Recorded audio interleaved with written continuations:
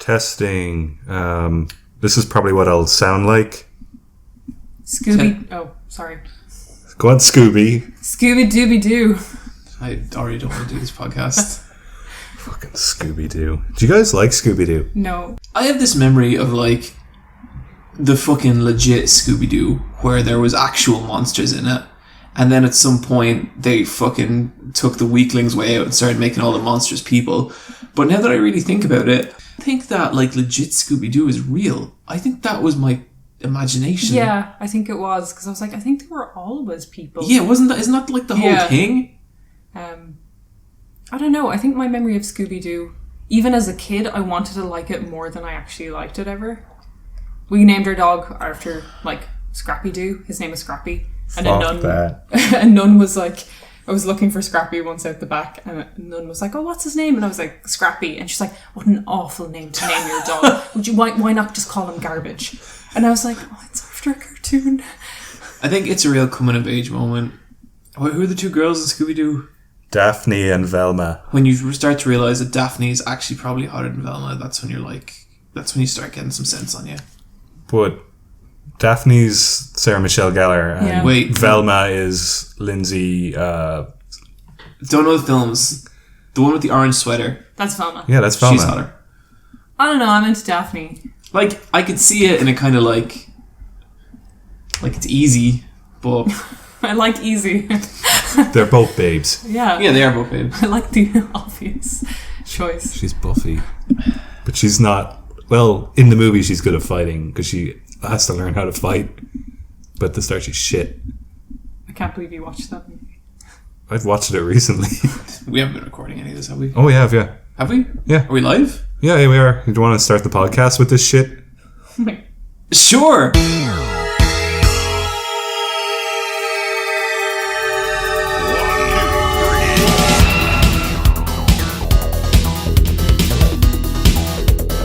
Welcome to the Let's Fight a Boss cast. I am sitting here with two of the most terrifying people in the Irish bi-weekly video game podcasting scene. To my left, we have, covered in bandages, thousands of years old and ruler of an ancient kingdom, the Egyptian, the mummy, Bryan. Hey everyone, it's Cultural Appropriation Week. Do you want to do the other one? To my right, I have, hailing from the forgotten lands of Transylvania, Go on. the bloodsucker, the vampire, it's Neve, Dracula, no second name. Hi, everyone. Dracula is a surname, isn't it? Neve Dracula? Yeah. Yeah.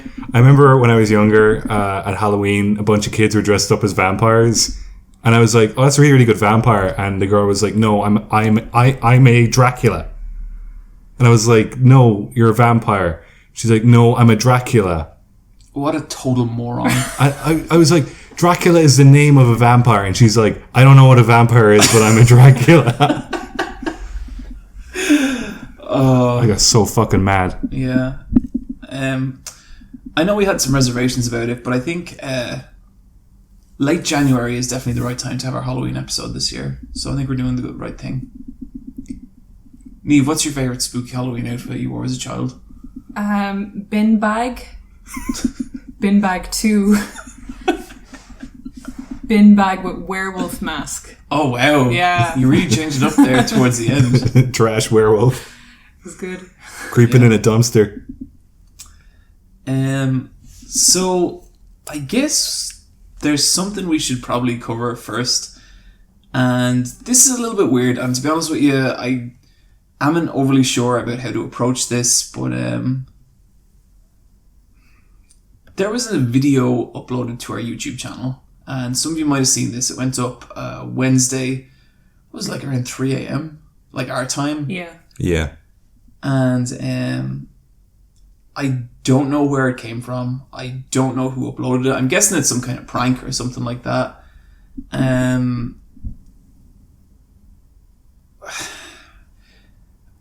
It's really creepy. It's really, like, it's unsettling, to be honest with you.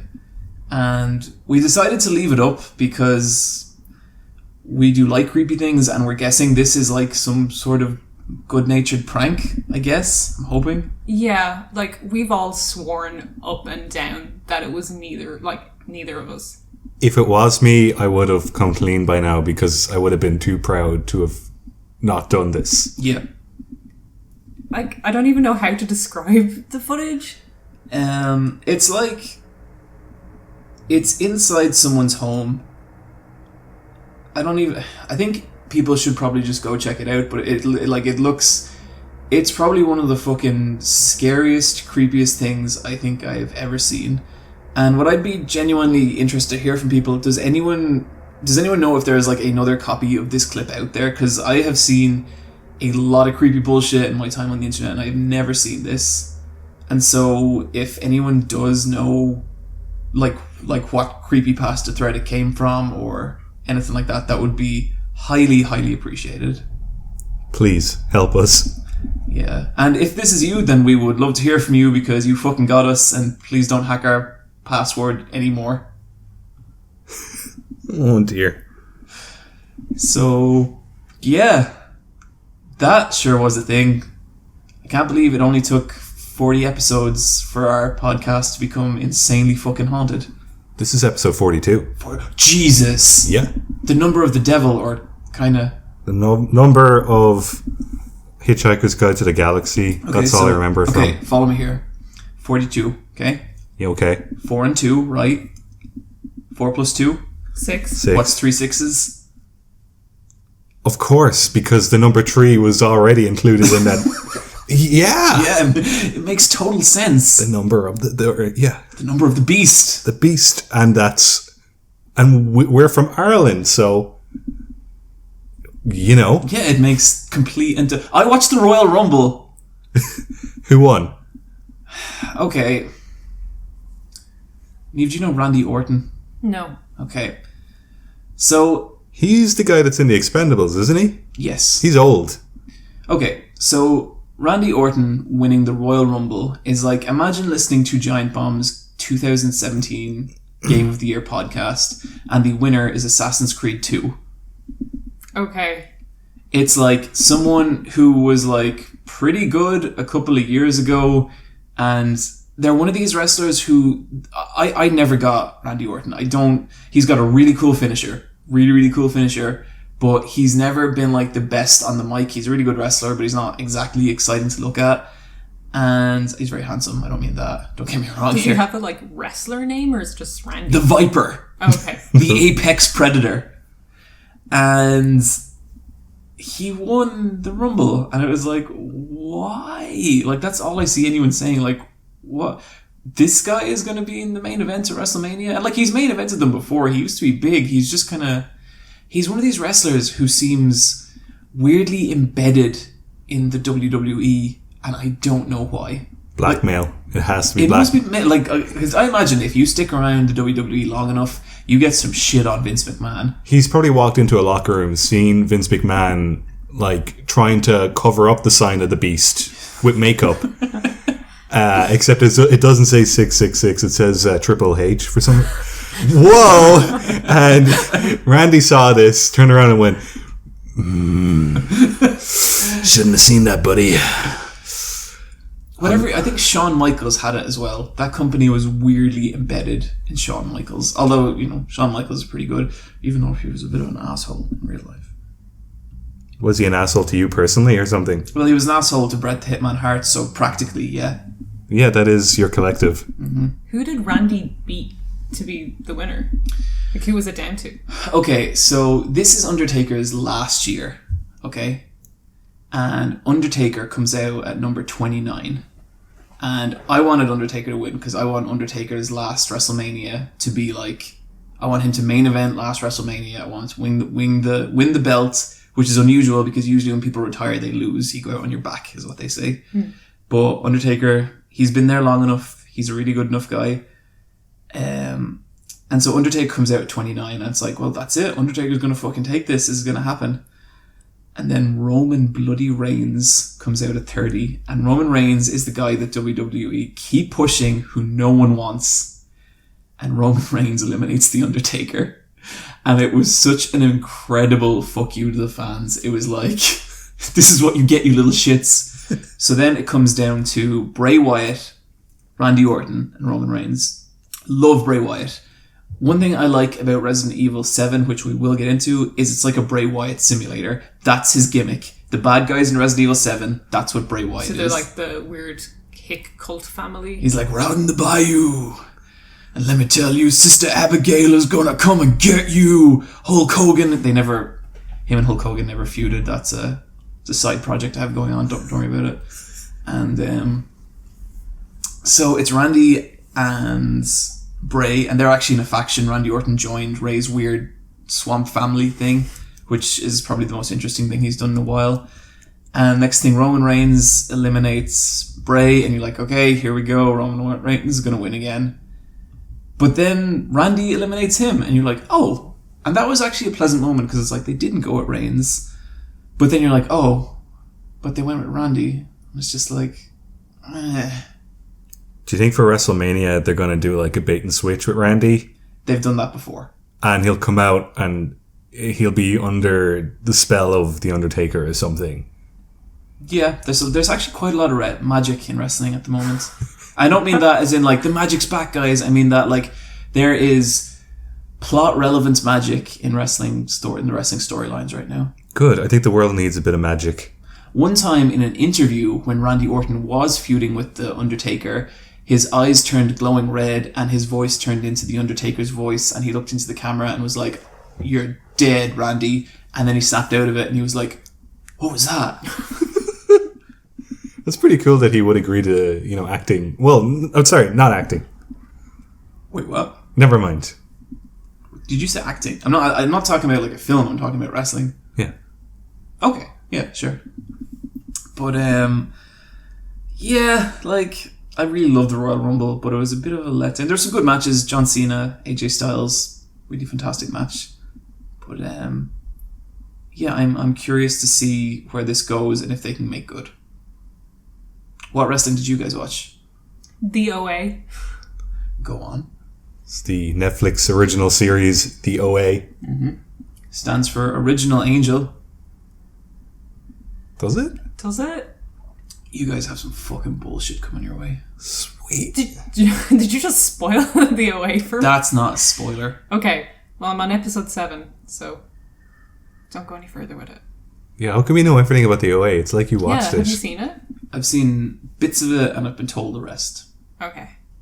So that's why I started watching it, is I've been talking to people and either they love it or they hate it. Like there is no in between with the series. Which makes you super curious about the show right away, because you're like, do I love it? Do I hate it? And when I watched the first episode, so the concept is a girl goes missing for 7 years. She goes missing blind and she turns up again and she can see. And then her story unfolds from there. The first episode was a slog. Like, that was a really, really long pilot. And then the last 10 minutes are insane. I was like, I can't believe this is the same series. Yeah, I love the last 10 minutes. Yeah, it was so good. It was so, the last 10 minutes, I was like, okay, I'm in. Perfect. Let's go with this. It's kind of like the plot of Flatliners. Yeah, it is. Where it's people, there is a space between life and death where people can exist. And a scientist is trying to find that. Yeah. I don't want to give too much away of the plot. Yeah, it's really, but then it's not even, from what I've watched, it's kind of that, but then it's also about like a small town community and their own bullshit. Yeah. And them kind of revolving around the mysterious girl who's come back, who now goes by the name OA. Yeah, so she comes back to her small town, and it is a really crappy small town. So people are kind of drawn to her, and they're in an abandoned building, listening to her tell her story of the 7 years she was missing. And through that, her telling the story, it's told in flashbacks, and that's how the plot is revealed to us, the watcher.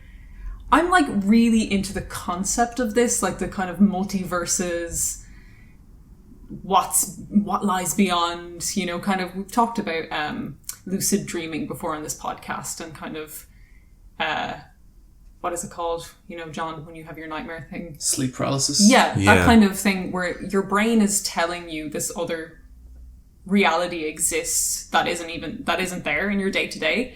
And this kind of series kind of explores that in a really interesting way. Yeah, for sure. And I like that a lot about it. If I was going to give a negative to it, I don't think any of the characters particularly interest me. I'm just using them as a way to watch the story unfold, you know? For sure. Like, some people were saying, oh, it's kind of like Twin Peaks, but I was like, Twin Peaks is full of characters. Yeah. And that's the big difference. Like, I'm sure they're both small town mysteries, but one has, like, avatars that you project yourself onto, and the other one is, like, Agent Dale Cooper and Andy. One thing I kind of realized about Twin Peaks is I'm watching the second season. Apparently it's really long, so I still have a fair bit to go. I don't give a shit about the mysteries of Twin Peaks. I'm just there for the weird ride that is those characters and all the strange little acting bits and like just the weird like Leland singing sessions and all that kind of stuff. That's what I love about Twin Peaks.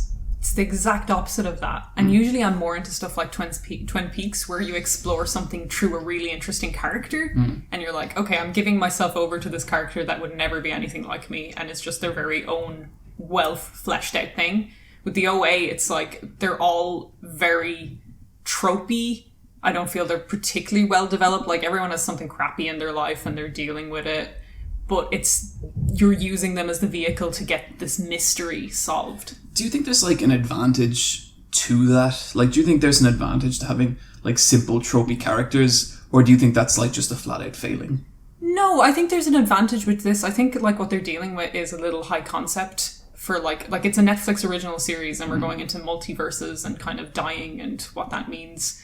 And I think using kind of a simpler character template where you're not being bogged down with the minutiae of some character's life is kind of better to get through a concept. It's interesting. Yeah, I think it's like two different types of writing depending what the goal is. And I think the goal of the OA is to get the concept across. And I can see why that's why people either love it or hate it, because some people are all in for characters and some other people are all into concept. Because the show does have flaws, and that it's got frustrating moments. But I think with a bigger focus on characters, it would be more frustrating. You think that would be like that would be splitting its lot too much? I think so. Yeah, it would slow it down. Even then, sometimes it goes back into the current day where she's like explaining what's happening, and you're kind of like, no, go back and tell me, like further explore this. Like, I don't care about someone's childhood, like someone's school adventure. Yeah. Like, I know there's going to be a means to the end for that, but it's what I'm less interested in.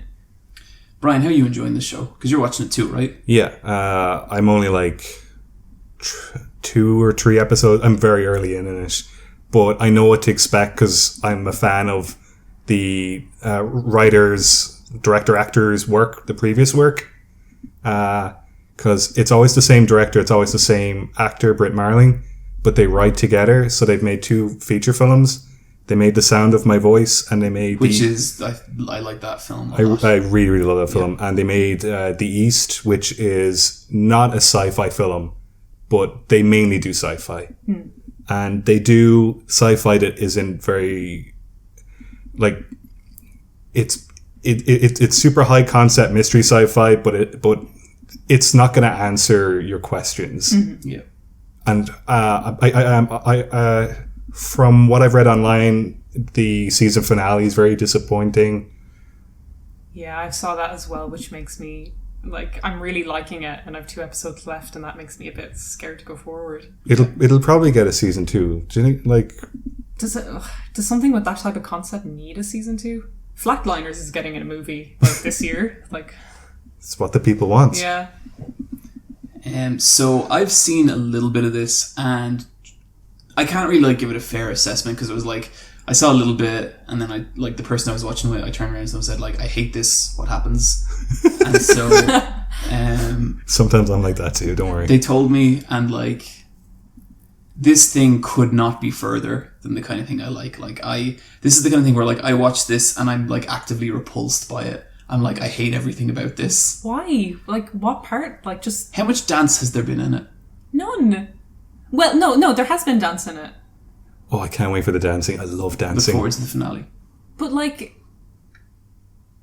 what do you just hate art, John? Yes, I hate art. Like, what about like dance? But like, say the whole thing with like, I thought like your point about how the concept should like that it's kind of there to be explored by itself, and character stuff it would kind of get in the way with that. That totally makes sense to me in that like I see how the characters you could kind of like let some of the character stuff slide. But for me, if there isn't a character I can like dig into in anything, it's dead to me. Like just completely, there's nothing I can get from it. No matter how good it looks, no matter what kind of concept, characters to me always come first. And that's not a decision. It's just how I work, you know? I think I'm mostly that way. I love really exploring a character. Like that is 99% of the time, that's what I would choose to watch. Yeah. There's a few things that get past this. And when it comes to alternate like realities, like Melancholia is kind of a similar film. Yeah. Where there's character stuff happening, but they're nearly just They're just avatars. props Yeah. to the actual, to the kind of mystery of what's happening. And I like it depends on like, maybe this is getting a bit too personal, but like a little recently I fainted. Like I just like passed out. And I was only out for like 2 seconds, but in those 2 seconds I had a full dream. Like a full Seriously? day went by. What? I was in a park, it was sunny, I was talking with people, and like then I woke up and it was my girlfriend's face and my friend looking at me being like, Neve, you just passed out, are you okay? And I was like, what? Wait, where am I? I was in this like other place, and it was this moment where your brain is so powerful. Like, what's a dream? What is that? Like, Yeah, I always find the way your brain handles time when you're asleep like the most fascinating fucking thing. yeah, for sure. so it's this kind of like idea of like dying or passing out, or like it's like, where is the mind gone? Like when someone's in a coma, like are they there? Are they not? And I think that's so fascinating that even if it's done in the most pulpy Netflixy way, I kind of like that it's being explored and I can get past the character stuff. Cerebral films. Yeah. Yeah, like I appreciate that stuff to a point, but I think there was just other stuff that will come later for you Okay. where I was just like, fuck everything about this stupid fucking thing. And you could see it, like Yeah. I'm talking particularly maybe last 10 minutes of the last episode, and you might be like, wow, that's, you know, they tried something there. But I'm just like, they never had any idea what they were doing with this show. This is complete bullshit. What a waste of time. I'm very cynical, so I Yeah. might just be like, This is a fucking- conversation I want us to revisit after we've both finished it. Neve, I give you 50-50, you'll enjoy it. Bryan, 90% you'll hate it. 10% you might think this is fucking amazing. Because you're kind of weird with this stuff. Because you're... do you think I'll just be like, it's alright, and I'll like it for the flaws it has? I think overall, that's how you'll feel about the series. I think the ending, you're going to swing one way or the other. Because you know how I'm like super fucking dismissive, but then I'm also just like, But you're like, this is what I mean. You're 90% dismissive, and then you're 10% so fucking like soft and gooey about shit. You know, like there is stuff in movies that I'd be like, pfft, and you'll be like, that was really sad or really effective, and I'm like, what? But then most of the time I'm like, oh, I like that bit in that film, and you're like, yeah, whatever. weenie. So the listeners of this podcast who are also, should I watch this show? Because you might fucking hate it, or you might think it's the best shit ever. Who knows? Are you a John? Are you a Bryan? Or are you, God forbid, a Neve? Please don't be Neve.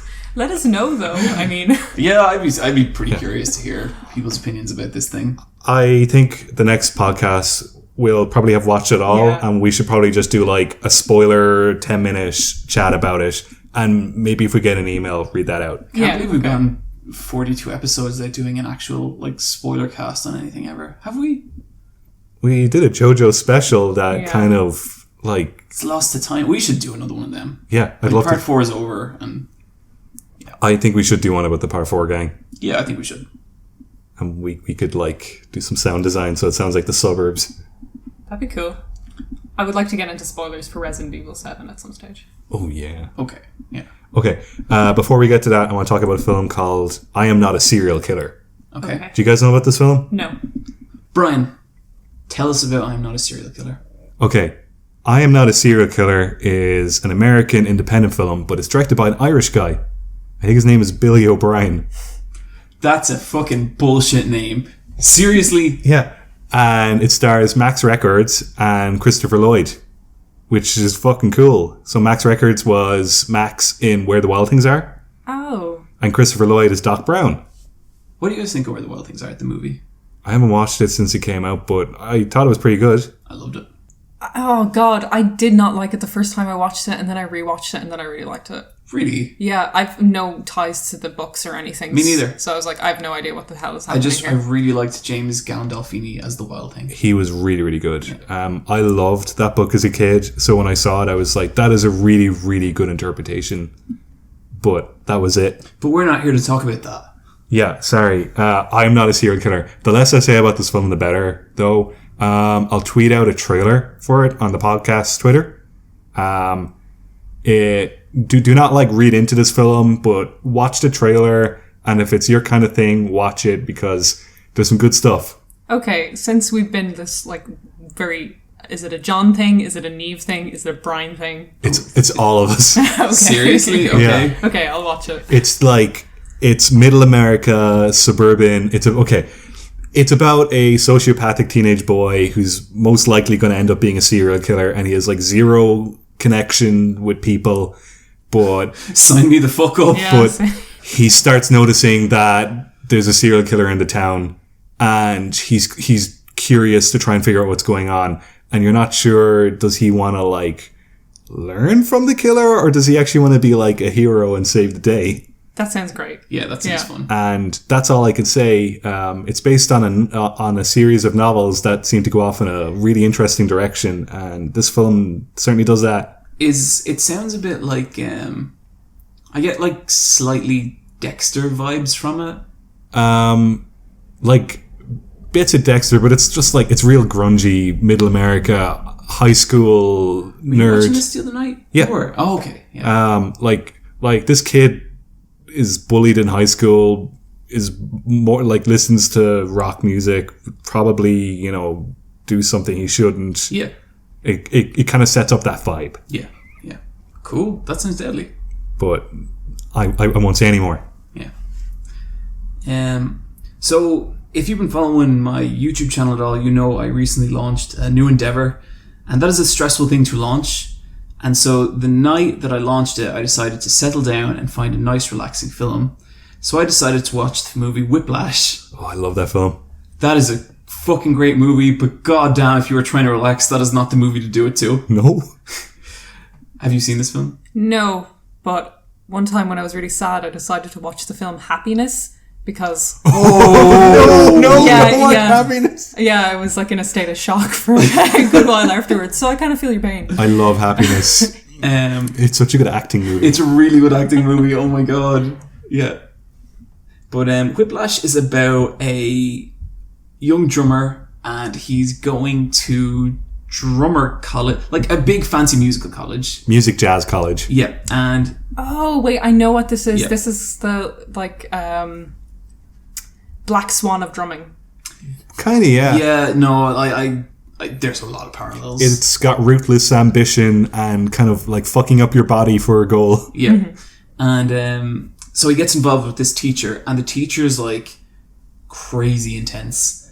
And oh man, Brian, do you remember the first chair throw? Yep. Do you know the director of that made a short film that's basically Whiplash, but 7 minutes long? Really? And it stars J.K. Simmons as well as the teacher, but it has a different cast. But that was the prototype for the feature. Interesting. I thought this film was awesome. This was really up my alley. I love anything that explores talent and hard work and the crossover between them. I could just watch that shit all day. But it was the performance of the teacher was so good, and he was such a there was no even trace of being a redeemable person, but they still set him up as a really solid character. You'd be to the point where you're this guy exists somewhere. I know he exists somewhere. Maybe it's not in drumming, but it's in something. This guy with this mentality is out there, Really couldn't say enough good things about it. The only negative thing I would say is they really go for something with that ending. Yeah. The last 10 minutes, and for the last 15 minutes you're like, this is fucking awesome, I can't believe what I'm seeing, and then for the last 10 minutes it's like, oh no, and it kind of, I felt like pittered out a little bit. It doesn't solve anything in the ending. It just, yeah. And it's kind of like, I felt like the film had set up all these really interesting things about, how are you willing to do anything to get what you want, all this kind of stuff, and then rather than make a point about it or put a real solid end on it, with a message, it kind of just went meh. And it's sort of disappointing because the rest of the film is so intense and focused, but the last couple of minutes are really just I don't know, jazz is pretty cool. They probably didn't know how to end it. And you could, how do you end that film? That director, it was his first feature film, but this year he made another film and it's doing pretty well in the Oscar run-up. What's it called? La La Land. Really? Wow. Okay. Same fucking director. Person? Okay. Yeah. They're both kind of filmed very snappy. Yeah. Have you guys seen La La Land? No. It's fine. It's kind of like The Artist, where it's celebrating an era of Hollywood that doesn't exist anymore. And in a few years' time, I'm sure it'll win all the Oscars, but in a few years' time, it'll just be a pub quiz question. People aren't gonna That's such a damning review. Yeah. I get you. What was the film you mentioned to me? The Artist. Yeah. Yep. Yeah. How often do we think about The Artist? That killed it at the Oscars, didn't it? Yeah. Whose favorite movie is that? Probably some animation nerd that we know and we don't really, I fucking hate animators. Yeah, they're the worst. Yeah. They are. We all studied and worked as them. We can say it. Yeah, that's true. But before we move on, Brian, I have a question for you, and it is, how's Handshakers going? How many episodes? Well, the 4th episode is out this week, but I'm probably going to wait a few days to watch it. I'm loving it. Yeah. I watched some of it. Neve, go on. How much fan art of Handshakers are you going to do? I don't understand this at all. What do you mean? It's all of it is a gradient. There's gradients on top of gradients, so nothing has a solid line. I know, yeah, finally someone did it. It must have taken so long to render that show. Oh my god. Yeah. It's there's the 3D chains, the 3D everything, it's stuttering. Was there no art direction? Was the art director just on E? To me it feels like it has a very, very talented lower level staff. Mm-hmm. But anybody at the top argued with each other about decision making, and that's why the show doesn't agree with itself. Oh, yes. Because there is talent in that show. Mm-hmm. And even the studio who did that, Project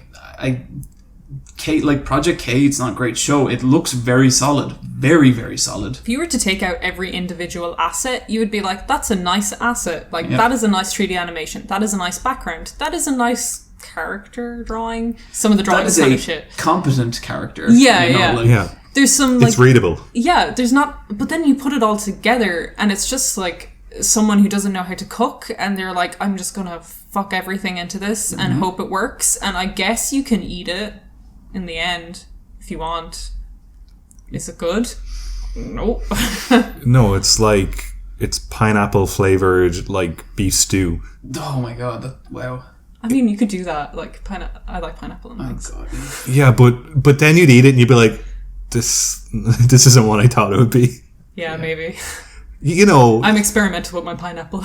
But when you're younger and you're allowed make an ice cream sundae of your own, and you just start putting marshmallows on top, and then you're gonna put a chocolate sauce, but then you're maybe I could put a grape on it as well, just make it a bit healthy, and then you eat it all and you're oh, this is crap. This is Handshakers. One thing I'm kind of discovering as I get older, there is barely anything that bacon does not go with. It's fucking insane. So Five Guys burgers and fries. Should we? Okay, they do a milkshake, but you can add crispy bacon to your milkshake. What is people and bacon? Jesus Christ! It's so good. No, I hate the meme of bacon. But seriously, chop up some fucking bacon and put that in your milkshake, and it is awesome. It's Bryan, like. Yeah, it was really, really good. It was it was a good time. It made me happy. I'd do it again. Yeah. So with that, we're going to move into our strategy talk.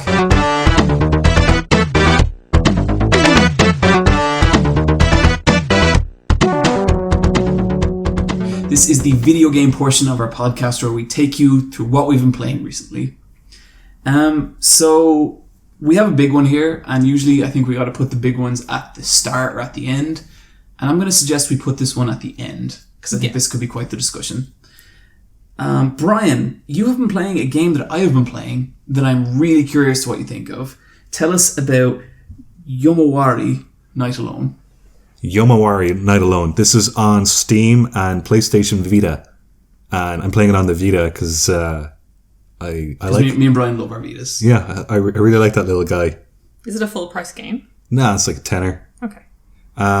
This is like a Japanese indie game, isometric, top-down survival horror, where you play as a cute little girl looking for her dog in the suburbs of Japan. And there are shadow monsters that you can only see with your torch. And if they touch you once, you die. Is it hard? It's pretty hard. Yeah. Okay. Yeah. I've had to use a spoiler-free walkthrough for some bits, which I don't really mind. I'm not really playing it to like achieve something. I'm just playing it for the experience. I always use a walkthrough at the point where I feel like communication between me and the game designer has broken down, and I'm just at a loss at what to do, and because that's never fun. Actually, for me, whenever I played the Metroid Prime games, I used to play them with a book walkthrough, and I loved it.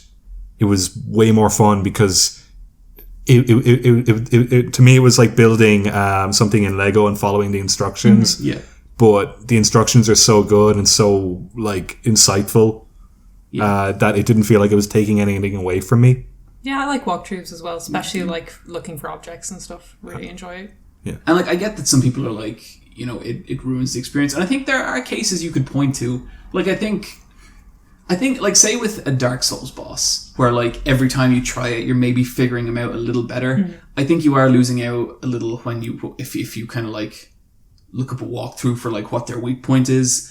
But if it's like if you've stopped progressing, then it's not fun anymore. I think, you know, we all have lives and jobs, so I don't really want to spend an hour like kind of wasting my time getting frustrated. Yeah.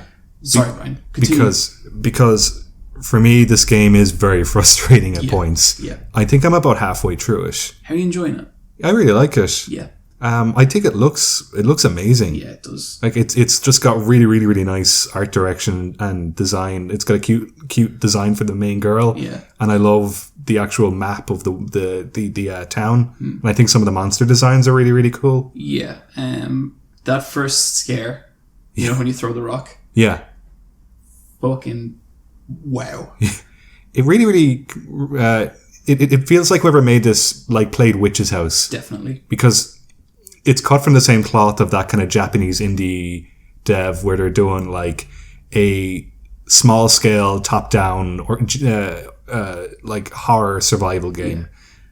I'd also say like the game is actually pretty legitimately scary. Like if I play it at night, I get freaked out. Yeah, same. It's got really, really good sound design. Yeah, and like the monsters are a really interesting design where some of them are like nearly a tiny bit, I don't want to say cute, but like they fit in well with the cute aesthetic of that game. They're kind of like stumpy and chunky. Yeah, but they're also sort of horrifying as well. Like they're not pleasant to look at. And I think the way the game's designed is you never really get a proper look at them either, you know? Yeah, they're always in the corner.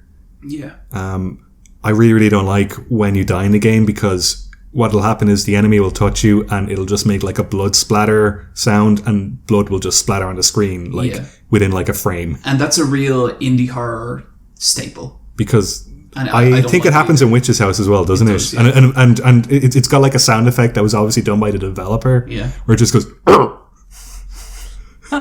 because the games they're very small games. Music or the not music, the controls are a little awkward as well. Yeah, I have a little trouble getting her to go where I want, but I think all that kind of falls away in the face of it's got a great atmosphere. Yeah. Does it have a great story?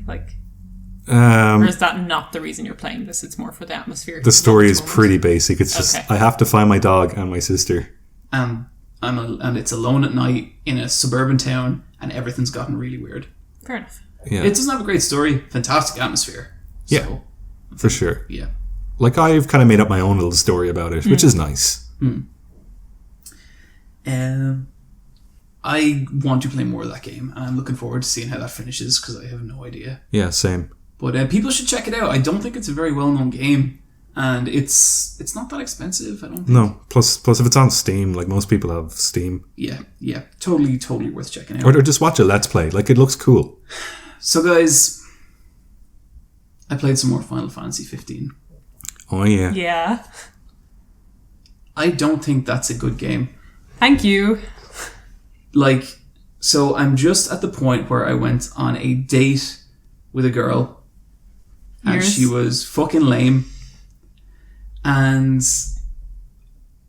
I feel like the dramatic rate at which that game has come undone at the seams is just crazy. There's so much in it where I'm this feels so disconnected and badly done, and the character movements and the animation and everything, the fight scenes look really good, but I'm also why are the characters able to fight like this? Where did they learn this?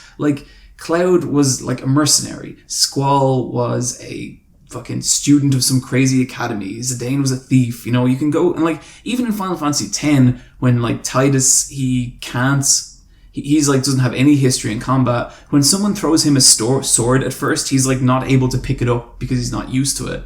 It all had context, and that's important to me. I need to know that about these characters if I'm going to spend all this time with them. I'm really at a loss at why Noctis is able to do the things he's able to do. And maybe, he got super training because he's the prince of a country. That's probably it, but I don't know because the game hasn't told me. The kind of, there's a lot of explanation, I'm doing air quotes right now, is done through in-game dialogue snippets. So Prompto will be I wish I was a prince so I could port around. So it's royal bloodline is why Noctis can use his portation magic. But it's never woven in as part of the narrative. Yeah. It's just a symptom of a game that's been made, remade, different story. It's just chopped up so much. Yeah. And my loot drop this week is going to be from really the guy that we really like called Rocco. And Rocco is one of the Mega 64 guys, and he's really funny, really entertaining. Love the Mega 64 cast. But he did just a video, and it's a camera pointed at him talking about his disillusionment with Final Fantasy 15. And I haven't seen anyone put it so succinctly or so well, scripted or unscripted. He just breaks it down as is this all there is? And he feels there's this weird irony surrounding 15 at the moment, where people are it's kind of janky, but I'm traveling around with my buddies, and and he's Final Fantasy is kind of more than that. It's always been more than that.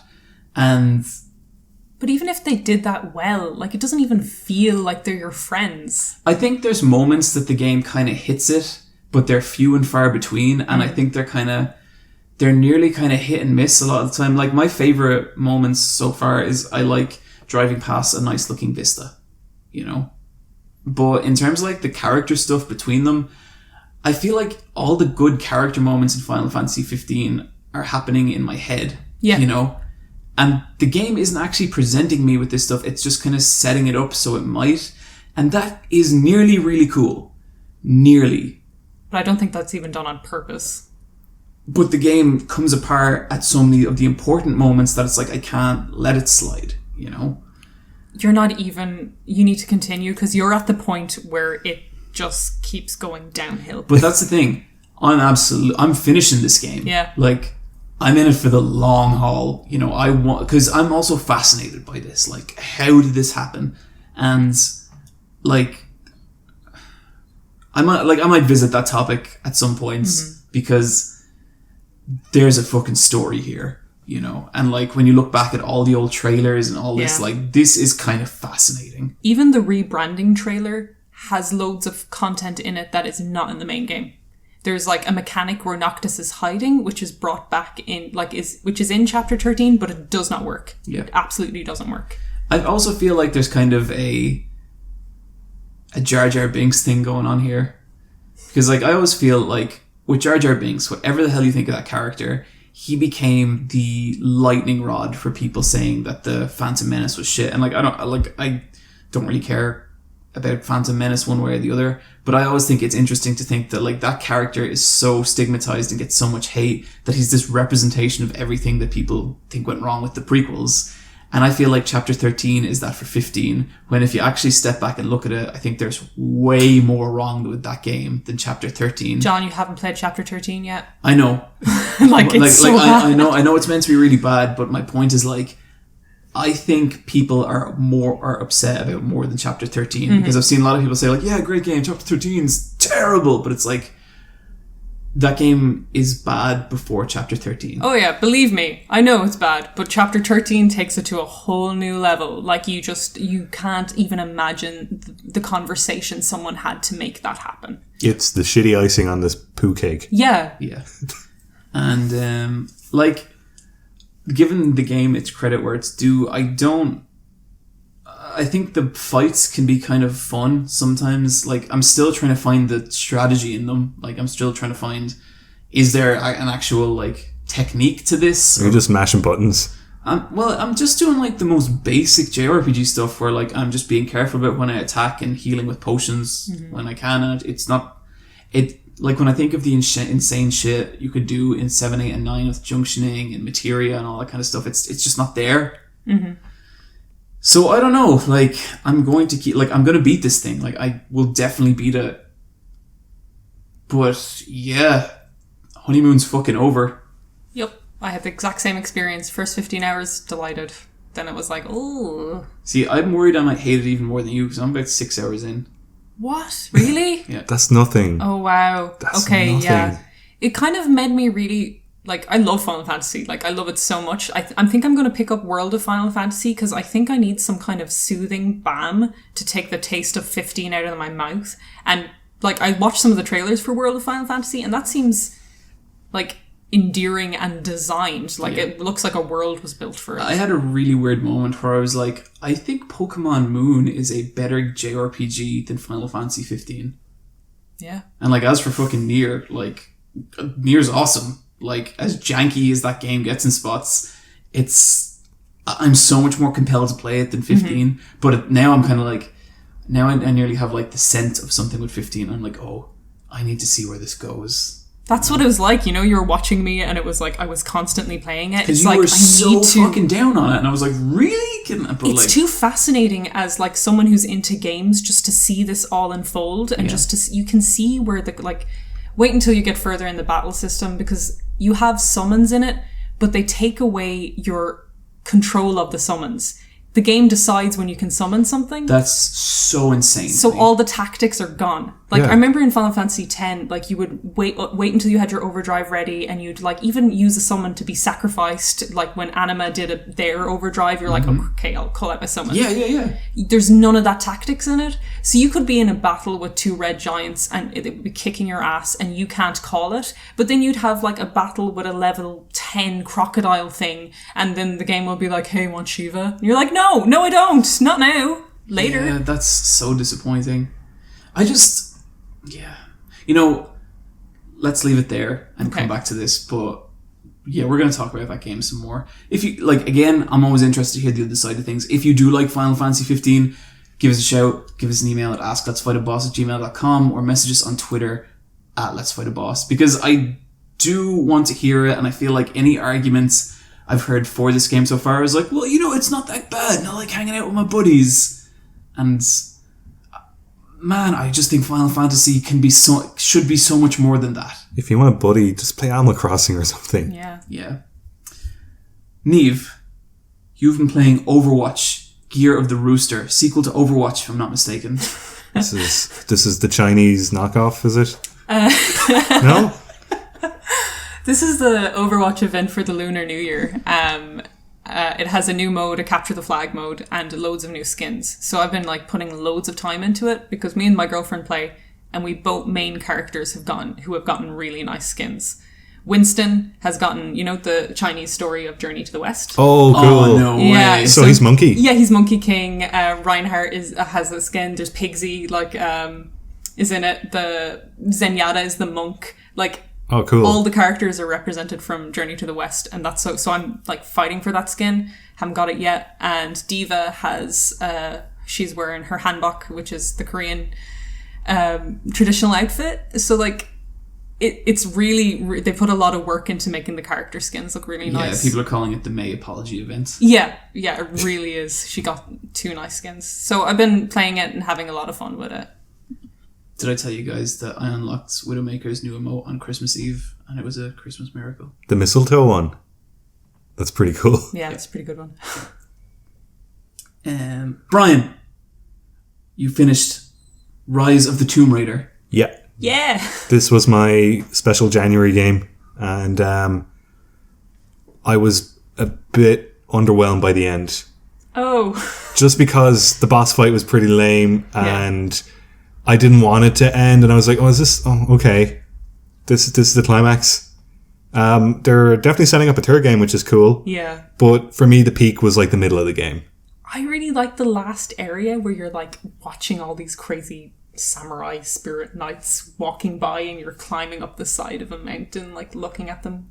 That was cool, but they did that in the previous game as well. Yeah. Where you're stealthing along behind a huge army rallying. There was just some really cool shots in that. I really like the art were. direction of that section. I think I'm going to have to play through that game. It's so good. For me, during those bits I died a lot, which really kind of breaks the momentum of those sequences, but that also happens in the Uncharted games.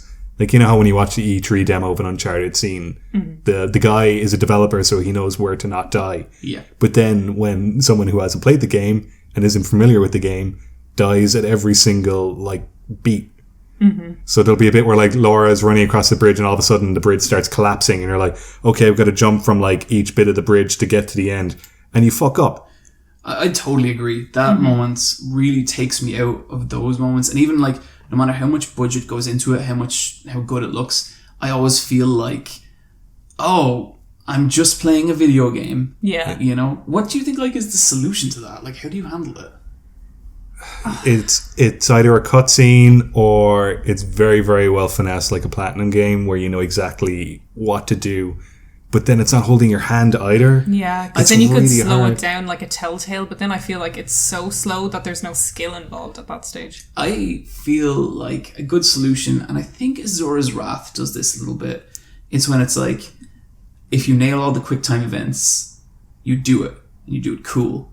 And if you fuck them up, you do it badly, but you still do it. Azora's falling all over the place, and he looks really stupid. So it's not a game over state. It's just okay, you've meta put Lara looks like crap while doing it. Yeah. Instead of falling into that chasm, she has to scramble up herself or yeah. I think that's a better solution. Yeah. Because if you want to go back and perfect it and get a better rank, you can. Yeah, I think that's a good way of doing it.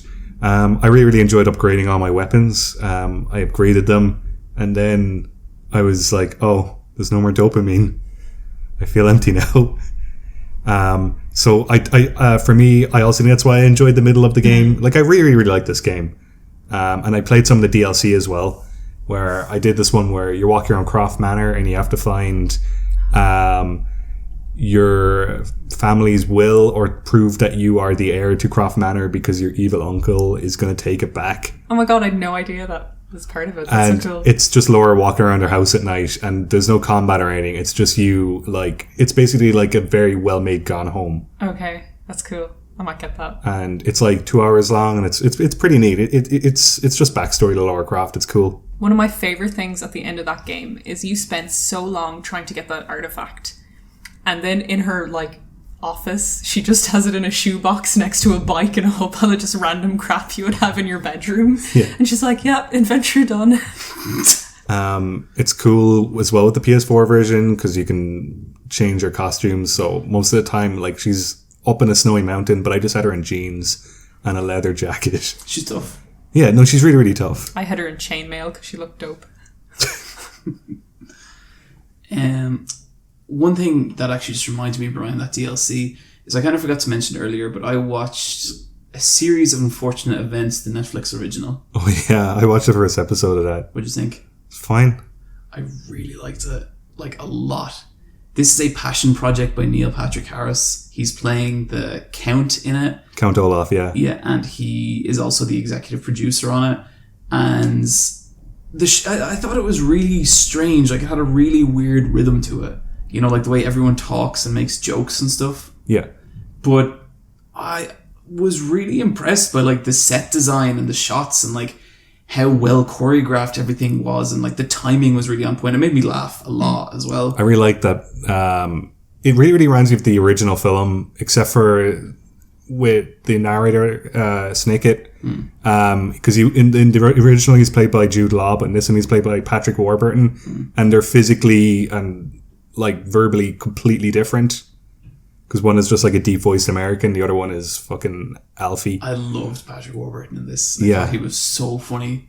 I really, really like the original film. You see, okay. Obviously, I've never seen the original. It's very, very similar, where they have like matte paintings instead of backgrounds. Yeah, and lots of set design. Like, it's so, the look of it is so stylized, but it's really pretty, but like really pretty in a way. It's like where they go to like a really shitty coastal town covered in clouds and they make it look amazing, you know.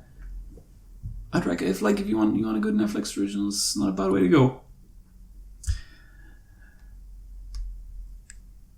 Are we on to the true terror now? I think we might be. The terror. Me and Neve both played Resident Evil 7. Okay, Neve, you've beaten it. Yeah. How are you feeling? Took 3 days, 11 hours. I'm feeling good about it, yeah. The start, it's a weird thing because I am not down on Resident Evil 5 or 6. I like how crazy Japanese those games are. I like when Ada Wong appears out of the sky and gives you like a wink and some cryptic bullshit. Like, I love that crap. That's so good. So when I first put this on, the first part is really scary and really tense and kind of difficult. It's more in the vein of Amnesia and stuff like that. But then the end of it gets more Resident Evil-y. Really? And I like that more. I heard it does get very, very silly in the last act. It doesn't even get silly. It's more like the combat. Like it starts like of survival horror. You do not have anything and you're hiding. And then by the end of it, I had like remote detonated bombs. I had like 2 types of shotguns. I had a machine gun. It got easy. You had the suitcase full of weapons. Yeah, you can upgrade your like bag by 2 sizes as well. Like, I was carrying a lot of shit. Yeah. And I didn't even have to use them. Like, it got very easy towards the end. But all in all, I really enjoyed it. Like, so so far, I really, really like this game. The first 3 or 4 hours are incredibly strong. And it's just, I love the feeling of exploring the mansion. I love, like, well, not the mansion, the weird house you're in. Mm-hmm. Well, like, it's a haunted house game. Yeah, totally. And there is a really great boss fight in a garage that I thought was awesome. Because I always feel like, you know, boss fights, they're always these big epic things. You're firing the rocket launcher at the monster and all this kind of stuff. What I really love is, like, intimate boss fights where it's like you and this person in a very small place and a lot of work has gone into like making it feel like you're actually fighting them. And this is like, it's nearly like a hardcore wrestling match you have with this guy, and it's so much fun and it's so ridiculous, and like the ways you beat him is just, it was terrific. Like, I really agree with that. I don't think the game tops that moment though. Yeah, I kind of figured. That's still my favourite moment in the entire game, is the garage fight. Yeah, it was brilliant. I got through the first area where the way the game works is, and like, we're not going to get too spoilery, but we are going to talk about stuff here, so if you really want to just go into it fresh, maybe skip this section. Yeah. But the way the game works is there's one kind of major enemy per area, and that enemy is kind of stalking you. And so the first one is this guy, Immortal Joe. And I loved Immortal Joe. I thought he was a really stupid, fun character. But then in the second section, it's like Bug Lady. Yeah, that's the weakest part for me. Yeah, I was... It was his wife, and she now has bugs. The power of bugs. Yeah. And, like, she stands there and she shoots bugs at you, and it felt so much jankier than the first part. And, like, you know, there was a bit where, like, I unloaded a couple of shotguns into her, and she grabbed me, and then she disappeared, because that's how they make her disappear. And it felt quite a bit more underwhelming than the first part. It wasn't bad, but it wasn't great either. The second part, that calling the part with the wife the second part, seems like a rehash of the first part done not as well. Like, it's the same puzzle as well. There's a shadow puzzle later on. Yeah. And you're like, oh, I've just done this. Like, I know the answers to these now. I know that I have to hide from her because I have to hide from Jack. Like, it's the same thing, not done as well. But then you leave that area. Good. Yeah, to me, it definitely felt like a significant step down, and I'm glad that's your weakest part, because I mean, it only took like an hour to get through, and it wasn't bad. I still think it did some cool stuff, but I don't think that environment really took advantage, because like what I loved about the first environment is it's like a big circle. There's all these different ways you can go, and like little trapdoors you can do to get away from Immortal Joe, and I found that like incredibly fun. But with the other one, it's just all these kind of clustered hallways, and there's bees attacking you, and it didn't really feel... It kind of just felt like kind of blocks the game designer put there to keep you progressing too quickly. Yeah, if I was to break it into 5 parts, that part specifically is the weakest, and it has... Every other part has a very solid, its own thing, like its own gimmick, its own location. That one seemed the most borrowed from anywhere else. Like, that stuff isn't repeated again. Yeah.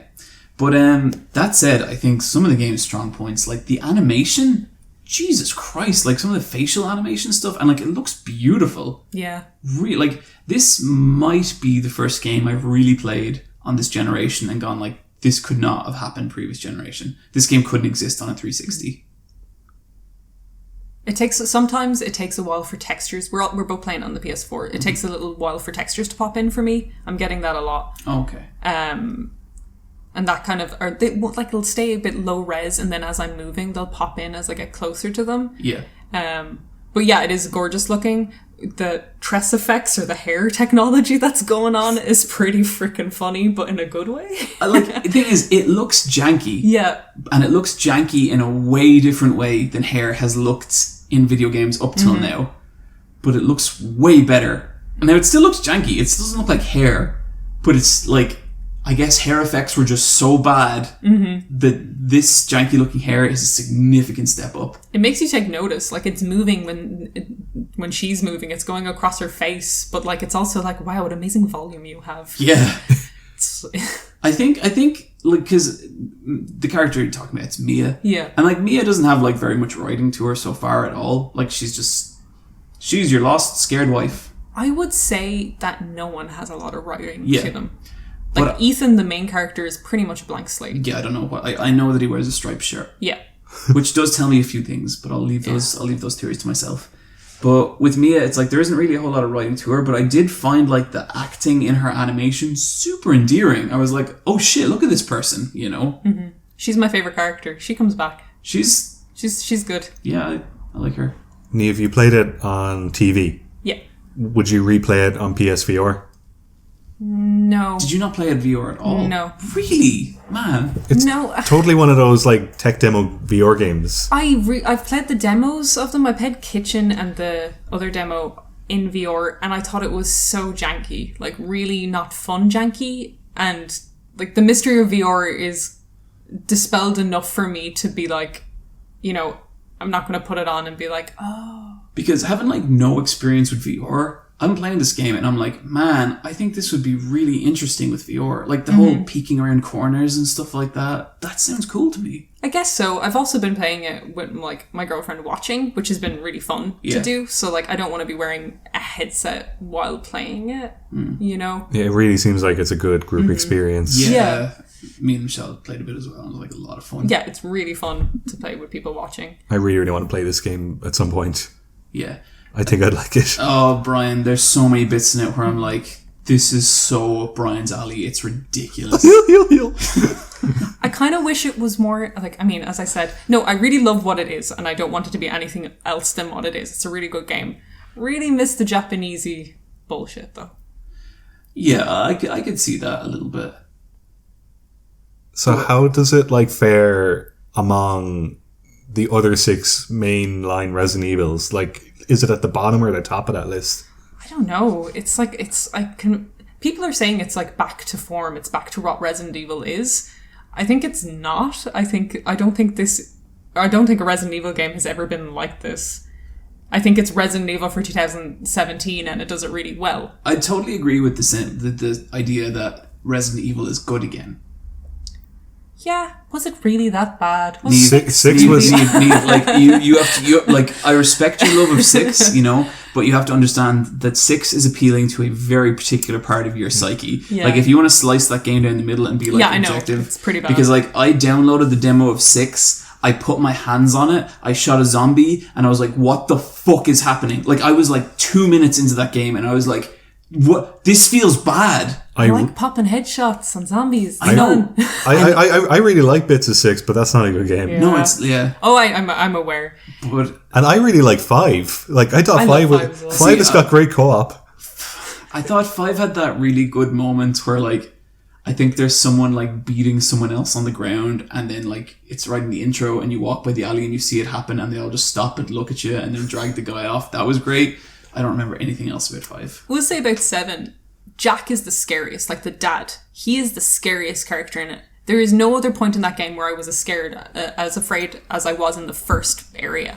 It gets less scary, it gets more shootery, but really, like, you have the molded. You've met the molded at this stage, have you? Yeah, like the molded. The basement dudes. Yeah, they are the molded. Yeah, like mold is the thing, which is so gross. I hate mold. Mold fucking sucks. Yeah, it's the worst. I really loved that bit because I felt like it was nearly like a puzzle, because technically you could get through that bit with just your pistol. Like you could. Yeah.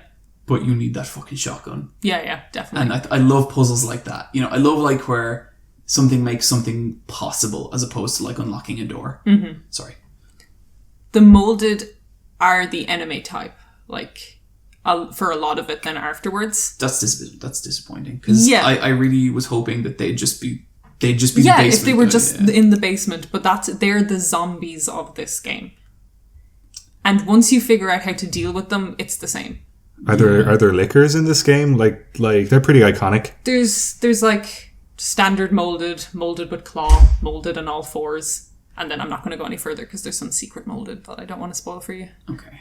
But like, yeah, they kind of have the zombie archetypes that you would be used to in Resident Evil. But the game has restraints in other moments of it, doesn't it? I would say there's some quiet moments that I really enjoyed. Or just like a cool idea in the game that is exclusive to that one environment. Yeah, for sure. I've definitely seen some. Okay, that's it, because you know how a lot of games like they're like, we have this great idea, let's fucking bore the audience out of let's fucking wear it. Mechanics so far for me, I've been through like 2 major boss battles. And like game mechanics have been added and taken away for those boss battles. Okay, I really, really like when games are just that fucking proud of their mechanics and know when to stop using them. Yeah. No, that's true. And I'd say I've seen quite a bit of restraint with the game so far. Like I feel like most of the time, aside from that second area, which I really didn't enjoy that much, most of the time there's a lot of stuff in it where I'm like, that was fucking cool. Like that, and then it's gone, you know. As for the game being scary, I actually don't find the game scary at all. Like I've watched Let's Plays and it really scared me. Really? The first bit is the scariest bit. Yeah, I'm really not afraid of it at all, but that might just be me. I'm far more scared of Night Alone. I don't like being chased, so when I really don't like you, I don't like that at all. Because so like sometimes my navigation, I found him really difficult to get away from. How did you get rid of? Like every time I turned around, he was there. Like Sneaky even when guy. I saw him go downstairs, and then I went in the stairs like opposite from him, he still was behind me. Weird, because me, like I zigzagged through a door or two, he's gone. That's crazy. He was on top of me constantly. I was hiding in shadows and he'd spot me. Like he got me a few times, but for the most part I didn't have any trouble with him. Maybe you're getting like different AI algorithms and you're getting... I think so, because like I read this thing, like I read a bit of a walkthrough for a part because it was driving me nuts, and for the bit with Margaret, the walkthrough was like she kept glitching out and finding me constantly. But I had no problems with her. Like I could get through her perfectly.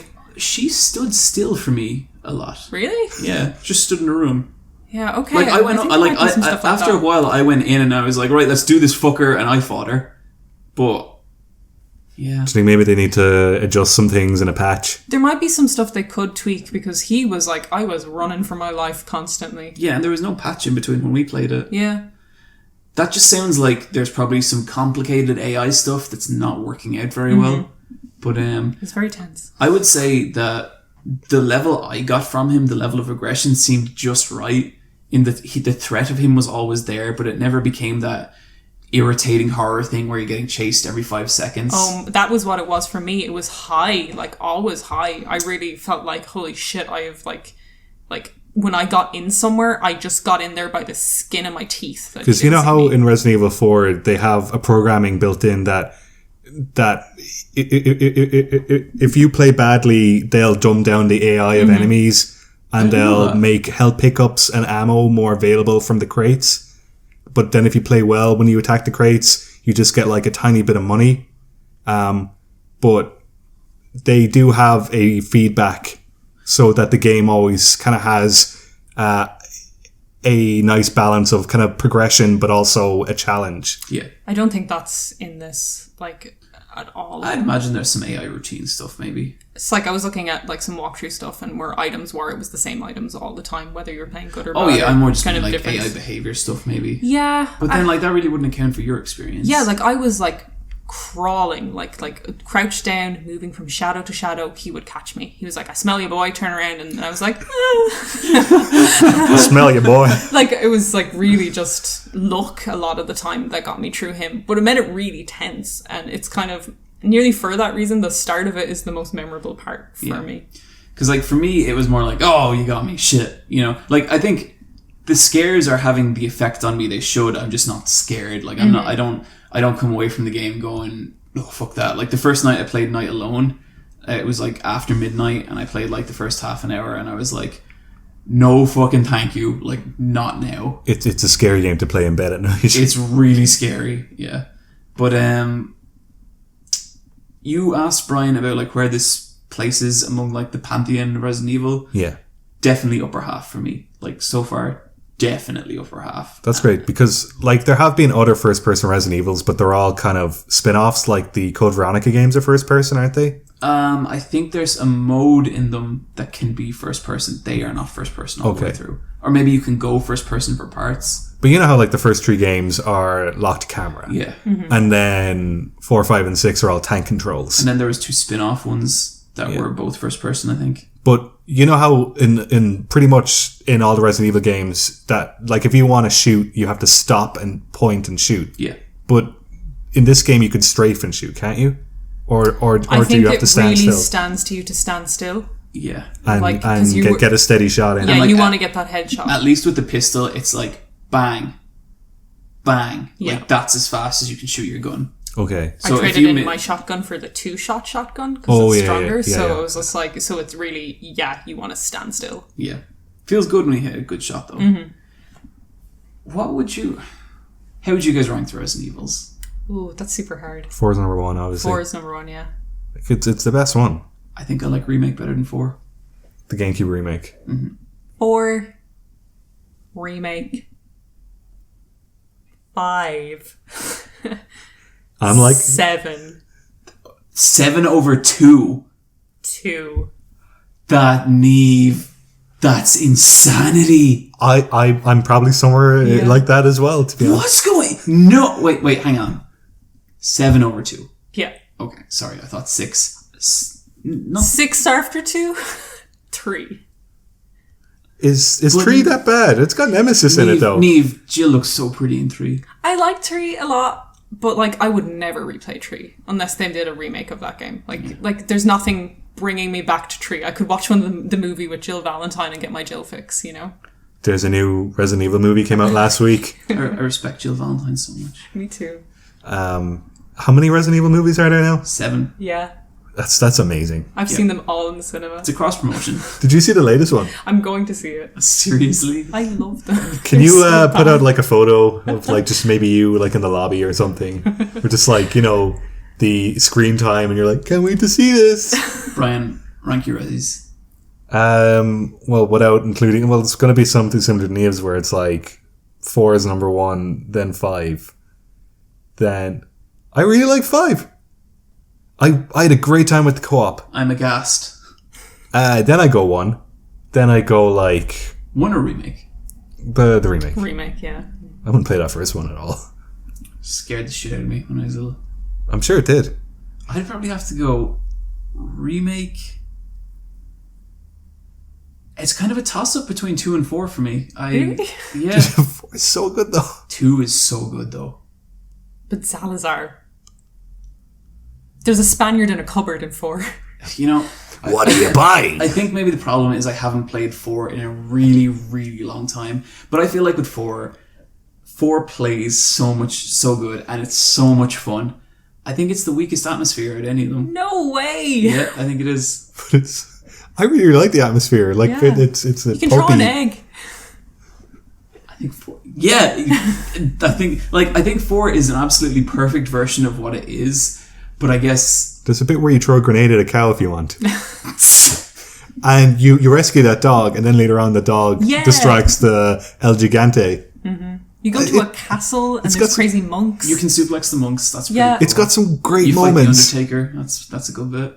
Like, it's got 3 distinct areas, and they're all fucking Okay, stupid. look, see, that's the thing. 4 for me is a game of moments. Like, it's like all these cool moments, but I really like just the ongoing atmosphere of like, I'm exploring this ridiculous police station and the music's awesome, or this crazy mansion. That's what I like. Like, there is a chance 7 could end up ahead of 4 of me, and I love 4. But I think it's just, it got away from what I like about that series.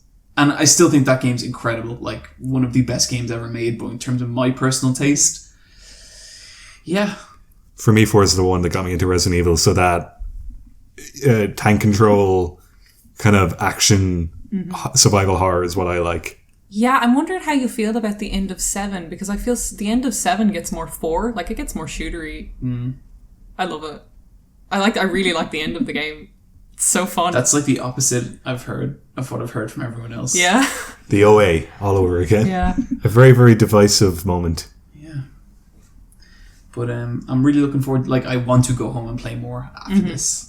I think we should revisit the Resident Evil 7 conversation when you finished it, and hopefully Bryan will have it. Oh, I think I will probably finish it by the next time we do a podcast. I want to lend you one of my games and you guys lend me one of your games. I'm finished it. I'll pass it on to you. Okay, perfect. I think we should do that. Okay, cool. Because I've got some free time coming up. I should probably just inhale this before Zelda comes out. Yep. Oh yeah, God, the rush to like clear out your back catalogue. Well, not your actual back catalogue, because that's impossible, but like to clear out what you're playing before Zelda, because then once Zelda comes, we have a month, and then it's Persona City. Yeah. Where's like Horizon Zero Dawn gonna fit in? Horizon. That's gonna get lost. I really was looking forward to playing that game Yeah. because it's out on like the last day of February, but that's like 4 days before Breath of the Wild Switch, yeah. drops. And for me, like I was all set to play Horizon, but then that's changed, and now I'm going to wait until it's on 'cause sale. I want to play Horizon, but Zelda and Persona, like, that's it. And like, I'll play little games for February as well. Like, I'll download a few little games and play them. I know I will. But in terms of like big experience games, you can only ever really have one of them going at once, I think. Yeah, for sure. So with that, we're going to move on to our Quicktime Events.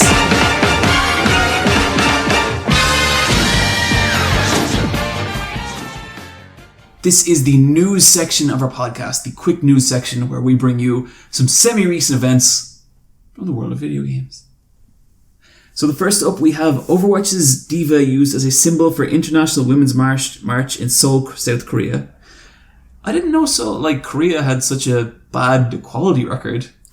Yeah, it's pretty much one of the bottom of the list when it comes to women's rights. Man, because they're such a advanced technologically. Yep, I don't know. They're very, very traditional, and They not always just like seem like a future city to me, South Korea. But that's cool. Like, yeah, go for it. D.Va's cool. So the way that was done was that there'd just be a lot of protest banners, lots of like big canvas sheets with paintings on them. A lot of people are doing D.Va's logo. Yeah, it was the bunny logo from her ult. And the people using it is called the National D.Va Association, and it's a group of Wow. a feminist group in South Korea that is fighting for women's rights in South Korea. And you know where it came from? You know that story we reported on before about the Overwatch player? Oh, the cheater. Yeah. The dirty cheater. The girl who was being branded a cheater because she was really, really good at Overwatch. So basically this group started around her as just kind of like a support group, being like, people are bullying this girl because she's good at a game because she's a girl. So it started from that small seed and has kind of just continued to grow, and it's just kind of a gamer-based group of girls who use gaming to fight for equal rights. Yeah, fucking right on. That's cool. Yeah. Yeah. Way to go, guys. I'd love to follow up that story about that girl and see if those 2 professional Overwatch players who said they'd retire, if she wasn't cheating, if they actually did retire. They did retire, but they'd how long was that going to last for? Do you think they were going to stop playing one of the biggest shooters of all time? Yeah, it's still playing casually, and it's just casually entering the tournaments, Bunch of jerks. Final Fantasy XII, the Zodiac Age, gets a release date on July 11th. Didn't Final Fantasy XII come out 11 years ago? Yes. Yeah. Okay, so what's this? So the Zodiac system, when it first released, it had a battle system which kind of made every character super overpowered. So in the PS2, they released a patch for Japan only that was the Zodiac system, which is just the job system. So Really? Yeah, so it's you can be Dark Knight or whatever, so you can have moves associated to what class you have. So this HD remake that we're getting in July is implementing that Zodiac system that we haven't gotten in the West before. So that's really cool. That's I pretty think cool. Final Fantasy XII is super underappreciated. I think that game's really cool. Is 12 the strategy RPG one? 12 is the one where they first implemented the kind of no random battle encounter. You could see the enemy on the map and you could technically try and avoid it, but that you would also pull the enemy. You could aggro them. Yeah, it looks very MMO-ish if you don't know what's going on. Oh, gotcha. But I liked it a lot because you could play as whoever you wanted, and the AI routines you could set up for your characters were awesome. You could set it so that they heal you when you drop below 30%, or that they attack at this point, or they use their special move at this point. And just the loot game in that of going into different dungeons, tracking down gear, hunting monsters, it was excellent. I don't think the characters in that game are as memorable as maybe any other Final Fantasy game, and the story was very hard to discern, really difficult to tell what's going on. I think I really want to replay it to try and appreciate the story more, because when I 11 years ago, geez, what age was I? I don't think I was in the place to appreciate it as much as I could have. I think that was one of those games where I got so sucked into it that I ended up dropping 150 hours, and I think I've played enough of it in my lifetime. But I think if people were super into 15 and want more Final Fantasy, or maybe feel a bit burned by 15, I'd totally give this game a thumbs up. I think it's cool. Main character's not great, but the princess in it is really awesome. I won't even consider him a main character. I can't remember anything about him. Titus Light is what I remember. Titus is better. Fran and Baltier are really good characters. Yes, Fran and Baltier are so cool. Reason enough to play the game. And I liked Oran Light.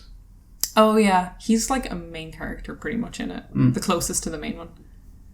Anyway, good game. Play it. We had a Fire Emblem Direct. Yeah, I didn't watch this at all. I think I was a bit too worn out from the Switch Direct. Yeah. Did you watch it? Or did you just read the headlines? I watched it today, actually. Yeah? So... I'm a big fan. I'm just not that bothered. Here's my takeaway from this. I'm really looking forward to that mobile game. Yeah, it's out it's out this week. That mobile game looks really good. Yeah. I don't remember anything else from it. Okay, well, I'm going to run down of what they had in it. Yeah. The first thing they showed was Fire Emblem Echoes, Shadow of Valencia, which is the 3DS game. And that's a remake of a NES game.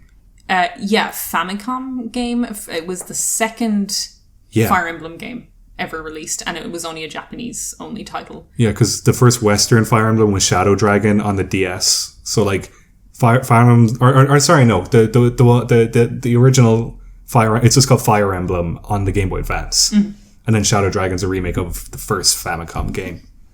So this is just reimagining that. So will that have the romance system? Do you think they'll put that into it? Not at all. They should.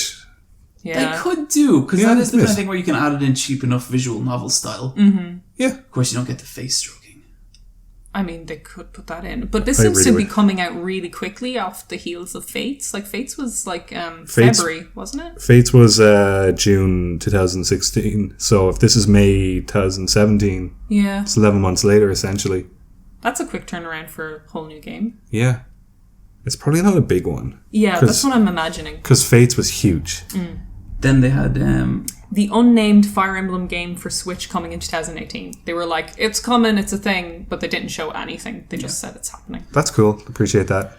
to be honest, I think 2018 is going to be the next time that I'm kind of open to a Fire Emblem game, because I still feel full after Awakening. Not even Fates, like Awakening. I'm still full from that. I don't need another Fire Emblem game.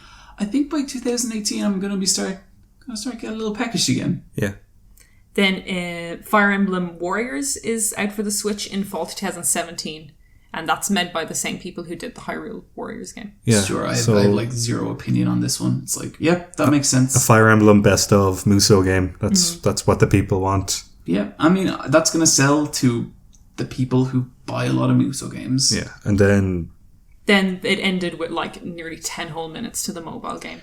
I actually thought this looked pretty cool. I was like, yeah, like I like the illustrations. I like the way I think they're being smart about the battle system and stuff. What do you think of it? Yeah, same with the battle system. I like the way the map fits a phone screen That's perfectly. clever. Yeah. I like the tile-based system that they're using. The only worry I have is what the fees are going to be. Like, because if you have a game with permadebt, can they charge you to bring back characters, resurrect, kind of like... That's my only issue. I want to see what it is, and I'm excited for it, but I'm more that's the lenient worry. on that stuff when it's free, because I'm like, well, I get it. And then part of that is just I still feel like Let It Die was so forgiving with that stuff. But yeah, if they're just going the route of they're just trying to get whales in, that fucking sucks. to kind of like piggyback on the whole app thing, Nintendo were doing some shareholder stuff about their apps. So they had originally planned there was going to be Super Mario Run, a Fire Emblem app, which is this, and an Animal Crossing app, but that's been delayed for another few months. So it's not going to come out before March 2017, which was the plan. If they nail that Animal Crossing app, they are going to print money. Yeah, because I have the stats here for Super Mario Run. Since it launched, less than 2 months ago, it has it's got 78 million downloads, but only 4 million of those were the full game. So that's less than 5% of people bought the full Super Mario Run. yikes. Well, at $10 to buy that's kind of... I think they would have got like quadruple that if they had just half the price. Yeah. Like $10 was a fucking crazy So amount. they made $40 million off of it. And it probably did not cost $40 million to develop. No, but they could have made $100 million if they did it right. Yeah, it was a real backward way of doing it. Like I don't know what they were thinking. Honestly. And it kind of makes me worried for them going forward with their mobile stuff. If they're pricing like stuff like that, or if their fees are going to be so crazy, it's like it makes me less excited and more cautious with them going forward. I had a really weird moment when I was watching the Royal Rumble and Randy Orton won, and I was like, why does WWE do this stuff? Why does it keep doing things that no one wants, that it's just like fulfilling some weird internal... And then I was like, oh my god, they're Nintendo. Like, it was just the exact same feeling. But anyway. They're like pretending to listen to their fans and like reinterpreting what they're saying. They're like pretending to listen and then very occasionally turning around and just dumping shit all over everyone. Square and Marvel team to create multiple games of the Avengers franchise. Crystal Dynamics working on this? Yeah, Crystal Dynamics and Eidos Montreal is what the rumor is. So it's Square partnering for more than one game. The rumor is that the first one might be a Guardians of the Galaxies as well as Avengers title. And they're also saying that Deus Ex is kind of being put on the back burner while they're developing these. Yeah, I've heard that they're not pursuing any big plans with Deus Ex at the moment. So I'm in two minds of this. I'm like, if they were going to get anyone to make Avengers and Marvel games, Crystal Dynamics and Eidos Montreal are like two great teams that could deliver really, really good games for these franchises. But the other games they work on are the Tomb Raider games and the Deus Ex games, which I'm a very big fan of. And I, like, after Mankind Divided, it's like begging for a follow-up. Like, I feel like there's already one in the works somewhere. Same with Rise of the Tomb Raider. Like, that was set up as a trilogy. Yeah. It's interesting because I actually heard... I won't name any sources on this, but I heard a rumor that the team working on Mankind Divided have been moved off that for a different game that people think is kind of a game series that recently died pretty hard. And I've heard some pretty compelling rumors that that team is now working on that franchise. If this comes true, I want everyone to remember this moment. John, is it Sleeping Dogs? It's not Sleeping Dogs. Fuck. It's not even kind of Sleeping Dogs. It's a Japanese game. We'll just leave it at that. Yeah. Holy shit, okay. But I mean... So yeah, and... meh. Like... People like Marvel. People do. Like, I don't know. I just feel like any video game that Marvel is involved with, I can just see like a lot of hands in that pot. Like, I don't feel particularly excited about the idea of an Avengers movie because I feel like those movies are already they're already trying to please everyone, and I really don't like games that try and please everyone, so...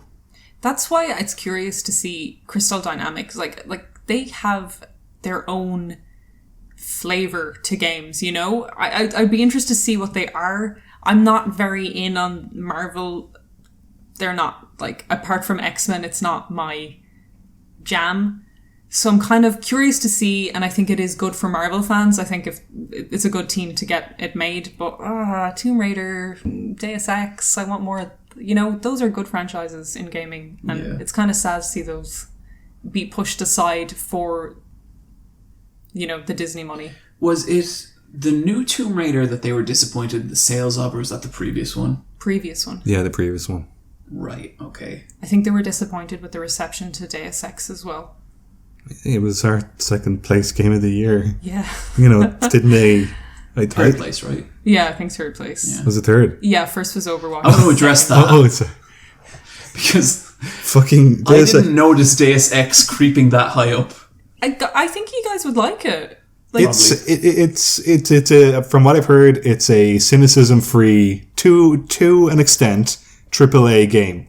Yeah. And it's very, and you know how easy it is to be cynical about a AAA game. Like the fucking Last of Us, we all fucking roll our eyes when we think of that. Mm-hmm. But it has enough humor and enough ways to approach it that it's fun. So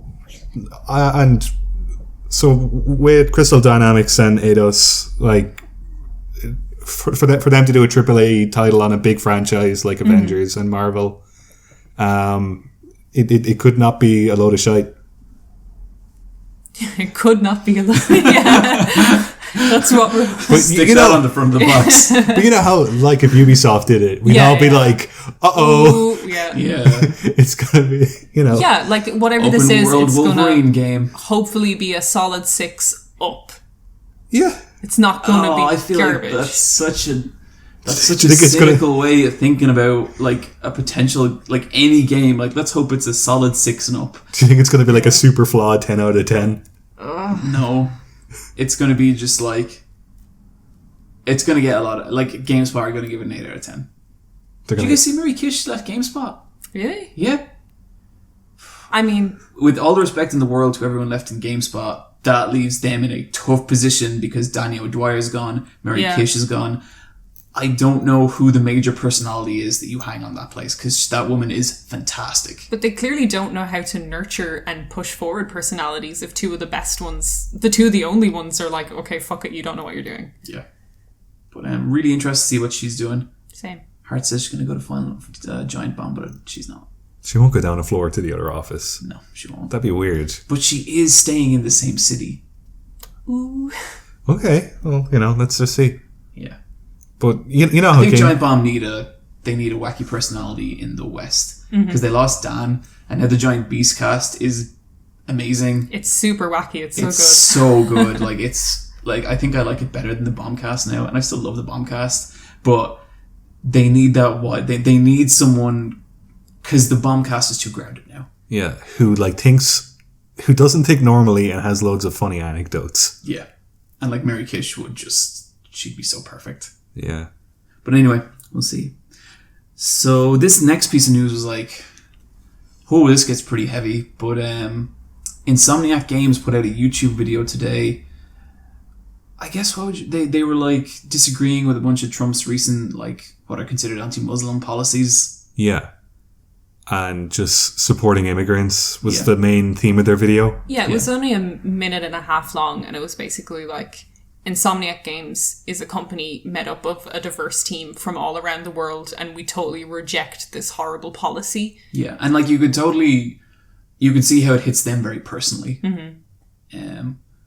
You know, like it's a tough one because like on one time, on some cases you like to be like, you know, maybe game studios should say it or this kind of stuff. On another case, like I think it's really important that if you feel that strongly about something to take a stand on it, and I really respect them for doing that. Yeah, I think it's really interesting because like 10 years ago, if this had happened, a game studio wouldn't like speak up like this. No, not at all. But because they are just seen as another company with personalities in them, it's an interesting platform for them to just step up and say their piece. Yeah, it also made me view Insomniac kind of differently because I would have viewed them before as a company trying to please everyone. Yeah. Like they're the people who make They're The Last of Us.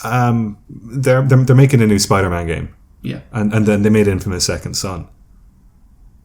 Wait, I'm thinking... you're thinking Naughty Dog. But yeah, I think it's crazy that the world is at this point. Like, you know,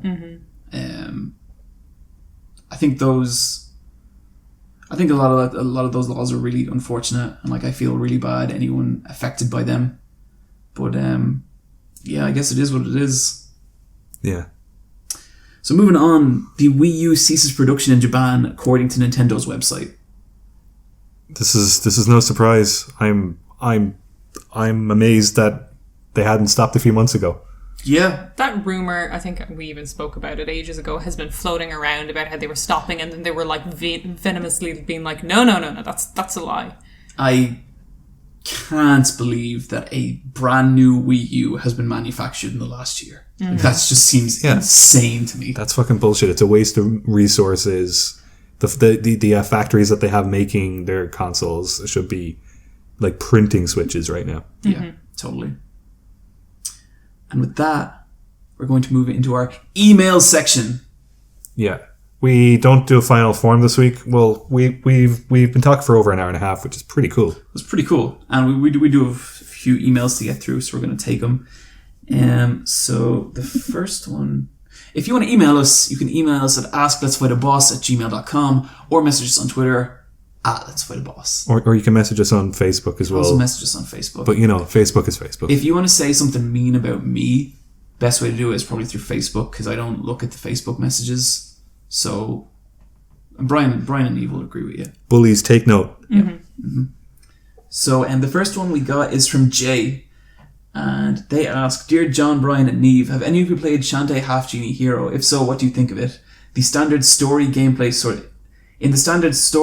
sort of way, as well as either in the context of the series as a whole, or as a member of the growing club of kickstarted video games. Neither of you have touched Shantae, I don't think. I've played other Shantaes, but not the latest one. Yeah. Which was a Kickstarter. So I have been playing through the latest one with my girlfriend. We're both kind of Shantae fans, and I think Shantae is an interesting series because mechanics-wise, I think it gets its absolute shit kicked in by like whatever Nintendo are doing that year. The games are not as fun to play as Tropical Freeze. They're not as fun to play as any of the Mario games. But the art direction, the music, and the story of them, maybe not the story as much as like the characters and the writing, are really strong. Like they're really, really fun, and the game doesn't take itself too seriously. That's where the strength of that series is. Bryan, you played a fair bit of Pirate's Curse, didn't you? Yeah, but it kind of hit a point where I wasn't enjoying it anymore. I didn't know where to go next, and the game wasn't telling me where to go next. Yeah, that's a kind of open world-ish one, because you can kind of go back to all the previous levels. Yeah. And that's how all the Shantaes have been up to this point. With Half Genie Hero, it's much closer to a level progress kind of thing. Okay. I've also played the original one, which is the Game Boy Color one, which is super rare, but they re-released it on the eShop on the 3DS. So I finally got to play it on that, and that's a great looking Game Boy Color game. Like, it looks amazing. Yeah. And the sprites and the animation are like astounding. Yeah. Like it basically looks like a Game Boy Advance game on a 8 colors bit system. I think generally the art direction with those games is incredibly on point. Like, I was really worried with the new one that the new one is the first one that isn't pixels. The Game Boy Color one, as Brian's talking about, is like very simple pixels, like Game Boy pixels. Yeah. Then the next one up is like kind of 32-bit pixelish. You know, like think of a pretty competent like PlayStation 1 pixel game. And then the new one is no pixels. It's like vectory. I think it might even be 3D in parts as well. It's really hard to tell. It's done by WayForward, so they did the recent remake of DuckTales. Yeah. So it's that same style where it looks a bit Paper Mario-y. Yeah. And it's beautiful. It looks like half as good as a Vanillaware game. Was this a successful Kickstarter? Like, did it come out on time and like? Yeah, no issues. Okay. Oh, and sorry, full disclosure, I was actually back around the Kickstarter as well. I don't think I like the game as much as Pirate's Curse. I think Pirate's Curse was a very special game, and the writing is weaker in this one. Like, the Pirate's Curse was like laugh out loud funny in places for me. This one, there's some of the jokes, and it's like, oh, they don't quite land as hard. But the world's still interesting. The art is great, and it's got a good personality, and I think that's what carries the Shantae games. And I love Shantae as a character. I think she's super cute and super fun. Okay, I have a question. Yeah. I have never heard of Shantae until like this year, or maybe last year, and it kind of blew up and it was everywhere. Were these games big in the West? Were they like Japan only? The first one was made by Capcom. Okay. I think it was originally Japan only, and I don't know how WayForward got the license. But it's had a resurgence since then. But they were like eShop games, and it's only like this one, I think, that got a physical release. But they're just kind of like indie online shops on Nintendo. But then now they're also on PlayStation and Steam and other platforms. But it's just like a very that she's sort of iconic, but in a recent sort of way. Yeah. The first game was like, became a big talking point because of its rarity. And also like, the game was quite high quality. Like, it was quite a good game. I think maybe... Yeah. I think the quality of the game maybe tends to get a little bit overblown because of the rarity of it. But it was a good game. And so it kind of became this sort of semi-mythical thing. And that kind of went into it. But then like, the Shantae character herself is a lot of fun, and like, she controls in some fun ways. So she's got some really, really cool powers. Yeah. What's her gimmick? She could turn to a monkey. She's a half genie. And she dances to transform into things. Yeah. Cool. And like, then in Pirate's Curse, it's all about her becoming like a pirate. And so she keeps collecting more like pirate things, and she doesn't transform at all. She collects like a little miniature cannon she can shoot, and she's really cool. So then our next email comes from Arash. Niamh, why don't you read this one? Alrighty. This comes in 2 parts. Maybe we'll talk about the first part first and then get to the second part. Yeah. I'm a big fan of the podcast. Wanted to ask you what your favourite anime character is overall and by design. And to John specifically, how was meeting Mother's Basement? And also, you should call yourself J-Wolf. Also, albeit late, here's a picture of Niamh and Bryan being queens. We'll get to that. Yeah, we'll get to that one. I've been thinking about this email since we got it, about the favourite anime character bit. I've been really curious for your answer. I'm not sure. I wouldn't know how to answer that. I think it's okay to throw a few out. And the way I always approach, like, what's your favourite? The way I always approach that question is, it doesn't have to be definitive, and it's whatever's on your mind in that moment. I never realised I loved so many anime characters. Like, I love loads of them, but I was like, man, like, top 3 But you also hate anime. Yeah. I love a lot of anime. I like specific anime. So, okay, I came up with a top 3. But I have a one that I think is pretty solid and probably would always stay probably number 1. Okay, so number 1 spot, Major Kusanagi from Ghost in the Shell. Specifically, the standalone Complex series. Okay. I love the Major. I think the Major's super cool, and she's just a good leader. She's a good personality. She ain't too hard in the eyes either. Yeah, she's great. Just something nice to look at. You and your fan service character. 2, Toshino Kyoko from Yuri Yuri. I've never watched that. What's that? It's like a comedy anime. She likes pudding, and it's really cute. You should watch it if you like comedy anime. It's really good. What's so good about this particular character? Oh my god, it's hard to like encapsulate it. She's just the worst type of messer. Like, she's just... They're in school, they're in a club. She pisses around all the time in the way that, you know, if you're kind of a lazy person who kind of just dicks around and let other people kind of do things for you, she kind of embodies that in the most comedic manner possible, and she's really fun. I like her for that. And then 3 is Kimiko from Hibike Euphonium. And I think Kimiko is one of the most interesting anime characters I've come across in modern anime. What hair does she have? Brown. Is she the main character? She's the main character. Okay. A brown hair, Chan. Ew. She's just fascinatingly written. She just doesn't want to be involved with anyone's shit. And she says it. She's like, oh, I don't care. You know, and that's really interesting to have an anime protagonist who was the one who just doesn't want to be... I really like characters who don't want to be there. It's funny because there are actually a lot of those kind of characters, but more often than not, they're really badly done. And so it's always interesting when you see one that's really well done.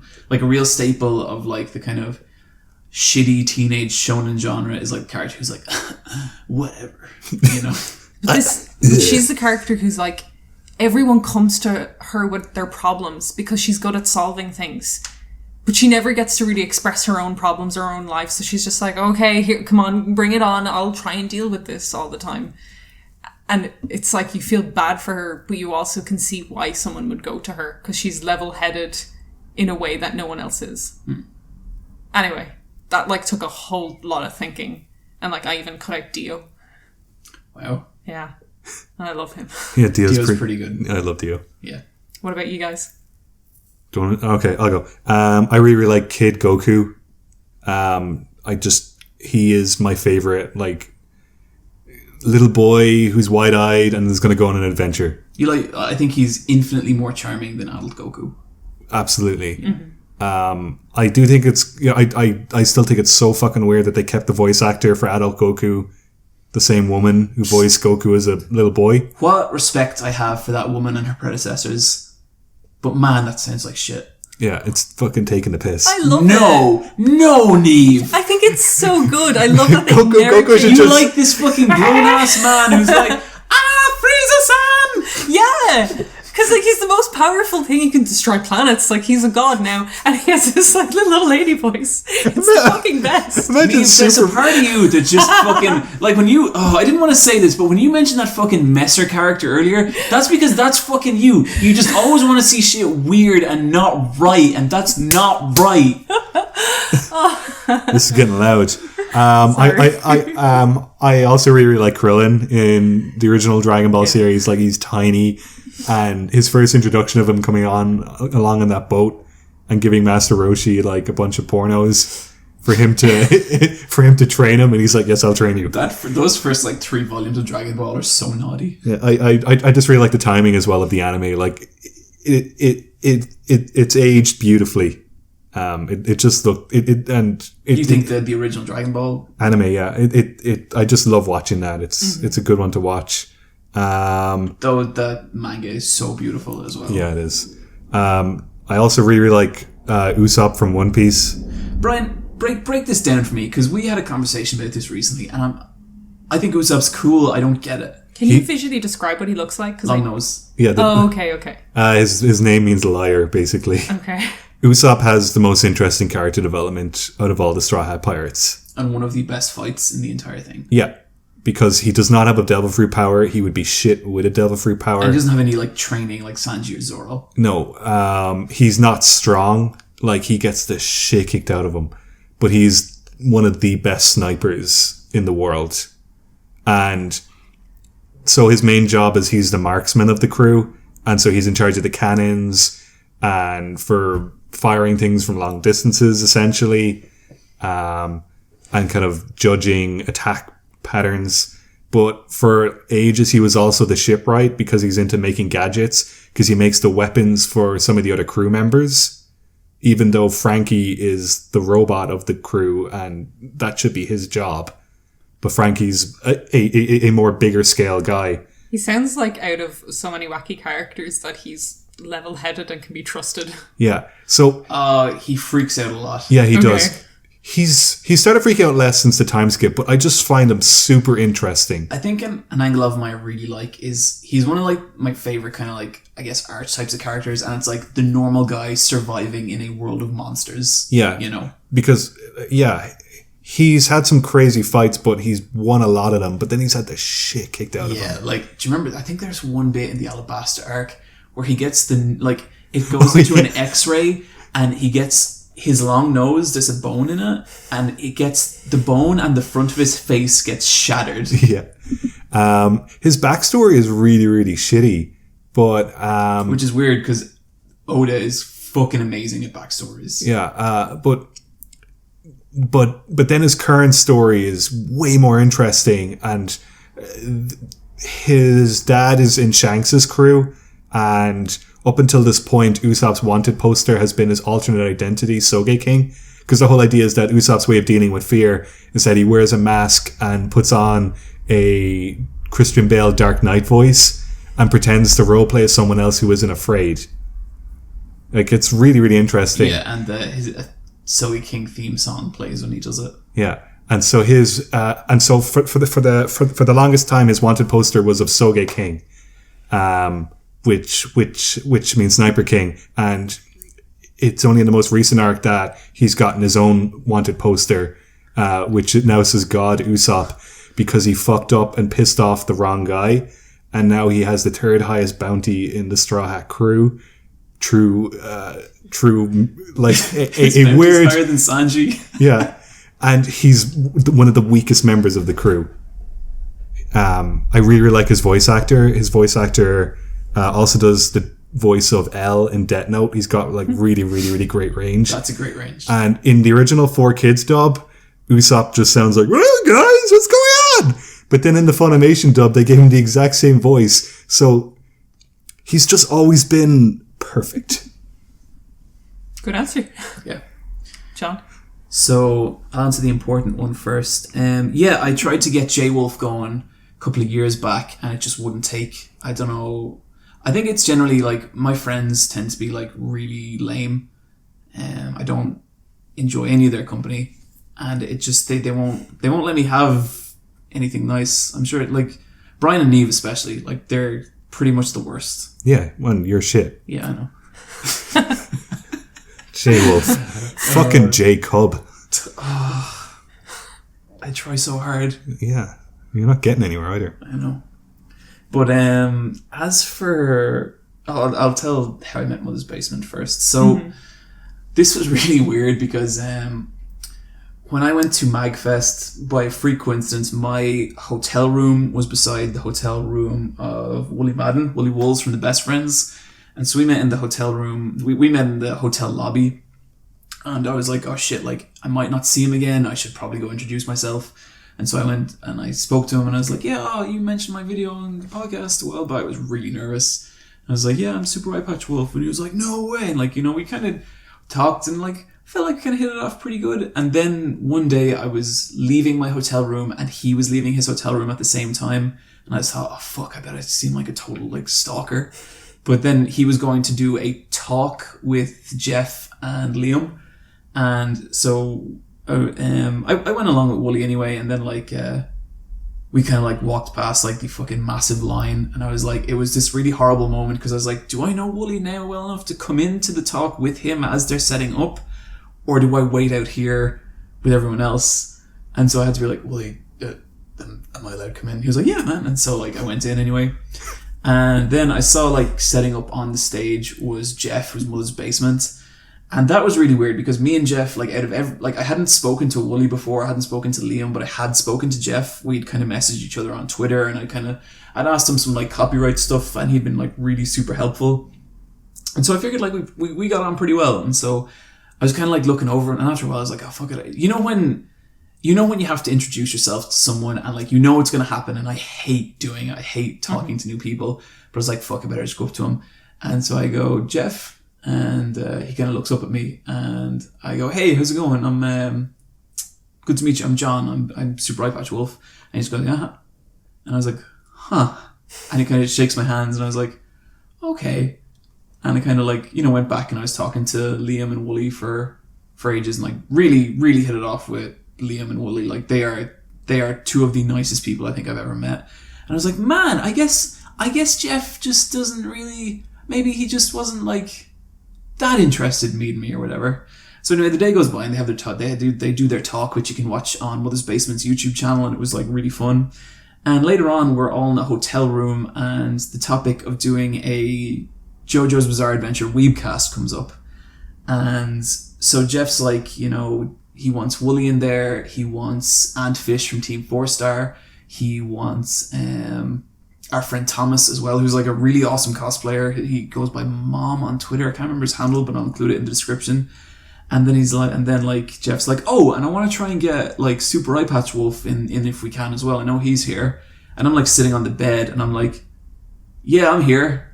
And Jeff looks at me in complete bewilderment for a second. And then he just like slaps his forehead, and he's like, oh, you're Super Eye Patch Wolf. And I'm like, yeah. And then we shake, and from that point we get on really well. But there was a moment there where I was like, oh shit, like, have I miscalculated here? He thought you were just some tag-along. Yeah, that's what I looked like, But in his defense, he was also trying to set up a talk, which I imagine is incredibly nerve-wracking, and I probably should have picked my moment better. But I mean, from that point on, like, we got some drinks, and we talked a lot of YouTube stuff, and like, he's a really, really nice guy, and like, he also helped kind of get my name out there and helped me get well known. So, I do really appreciate that. He was a lovely guy.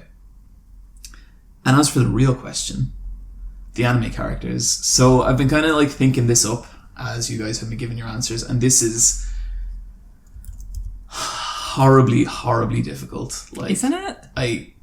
To kind of boil it down to 3 is nearly impossible, but I am going to go with my gut on this one.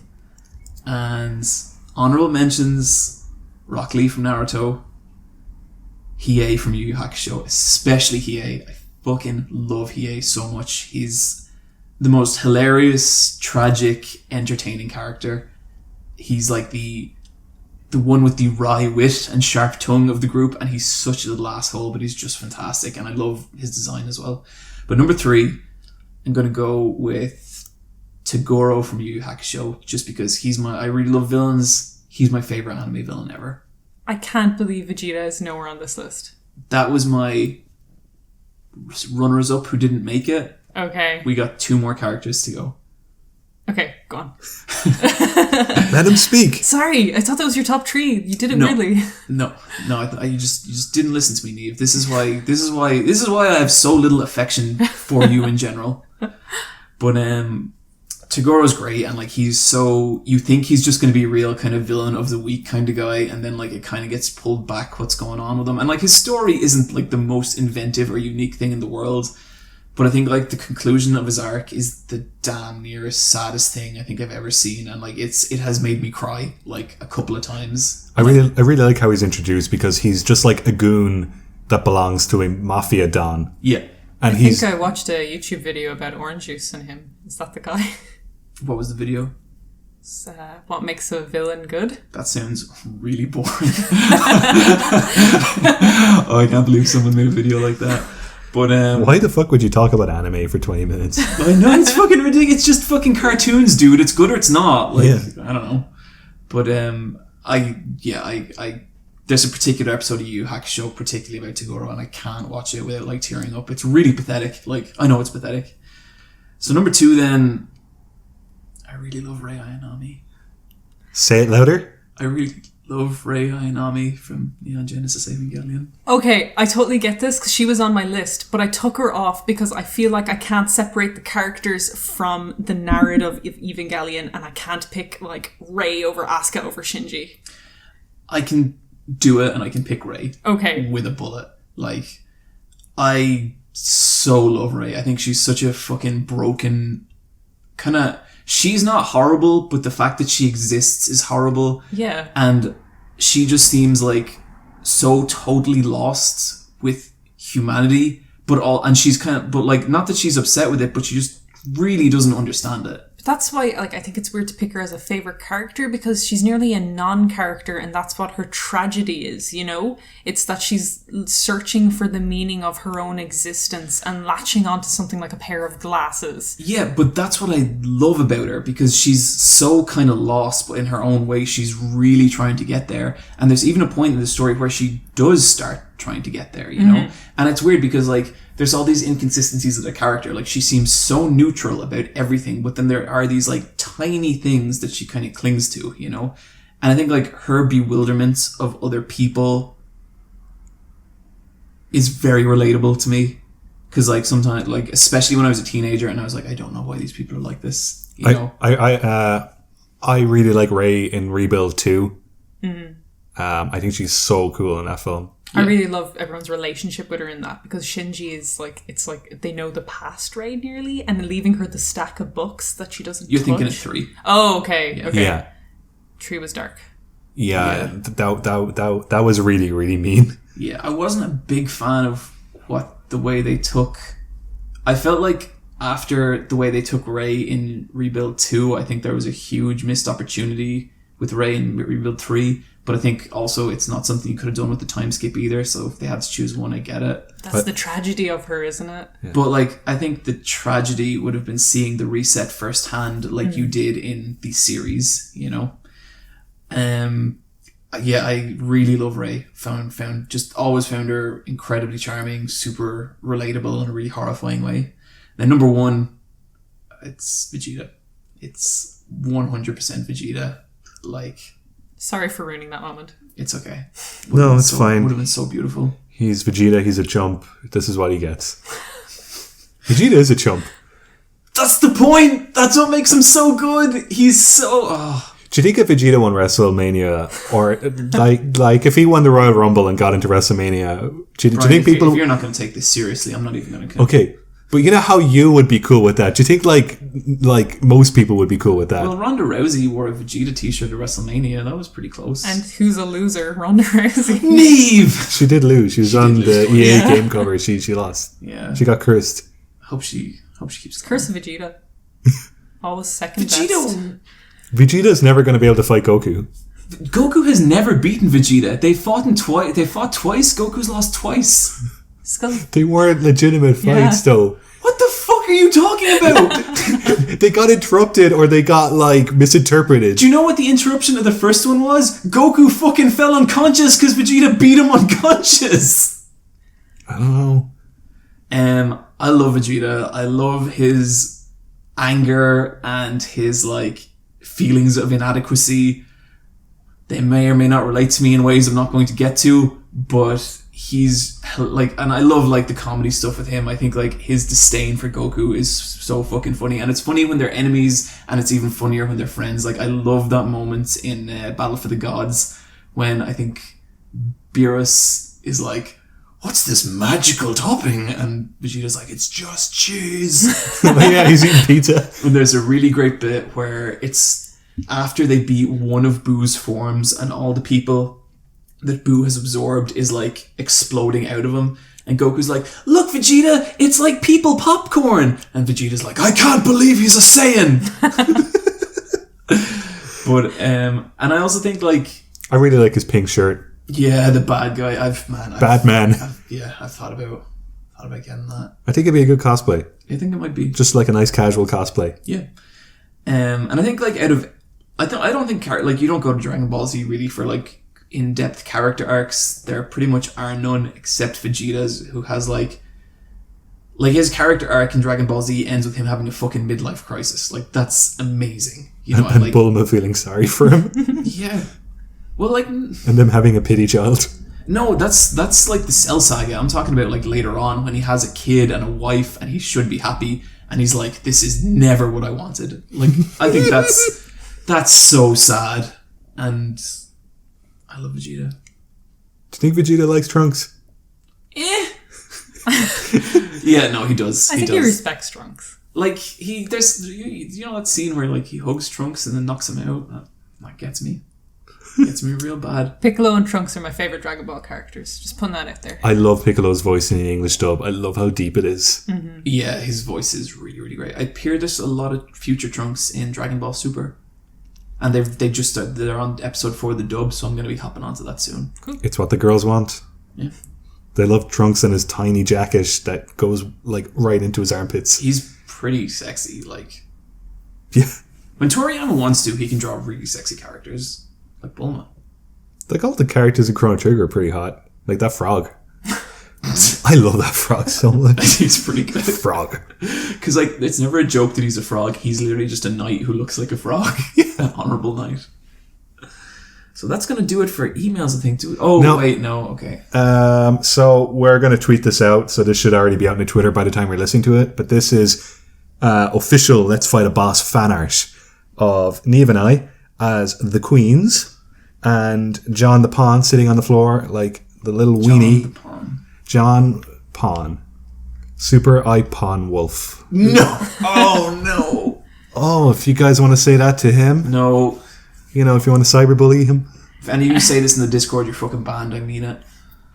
Brian's crown says sassy. I am pointing at John and laughing. It's a very accurate and brilliant picture, and I love it so much. I love that you are both wearing yellow shoes, and the shoes that I'm wearing, I actually own those shoes. I have shoes in that kind of navy brown color palette. I guess my question is, Arash, yeah, there it is.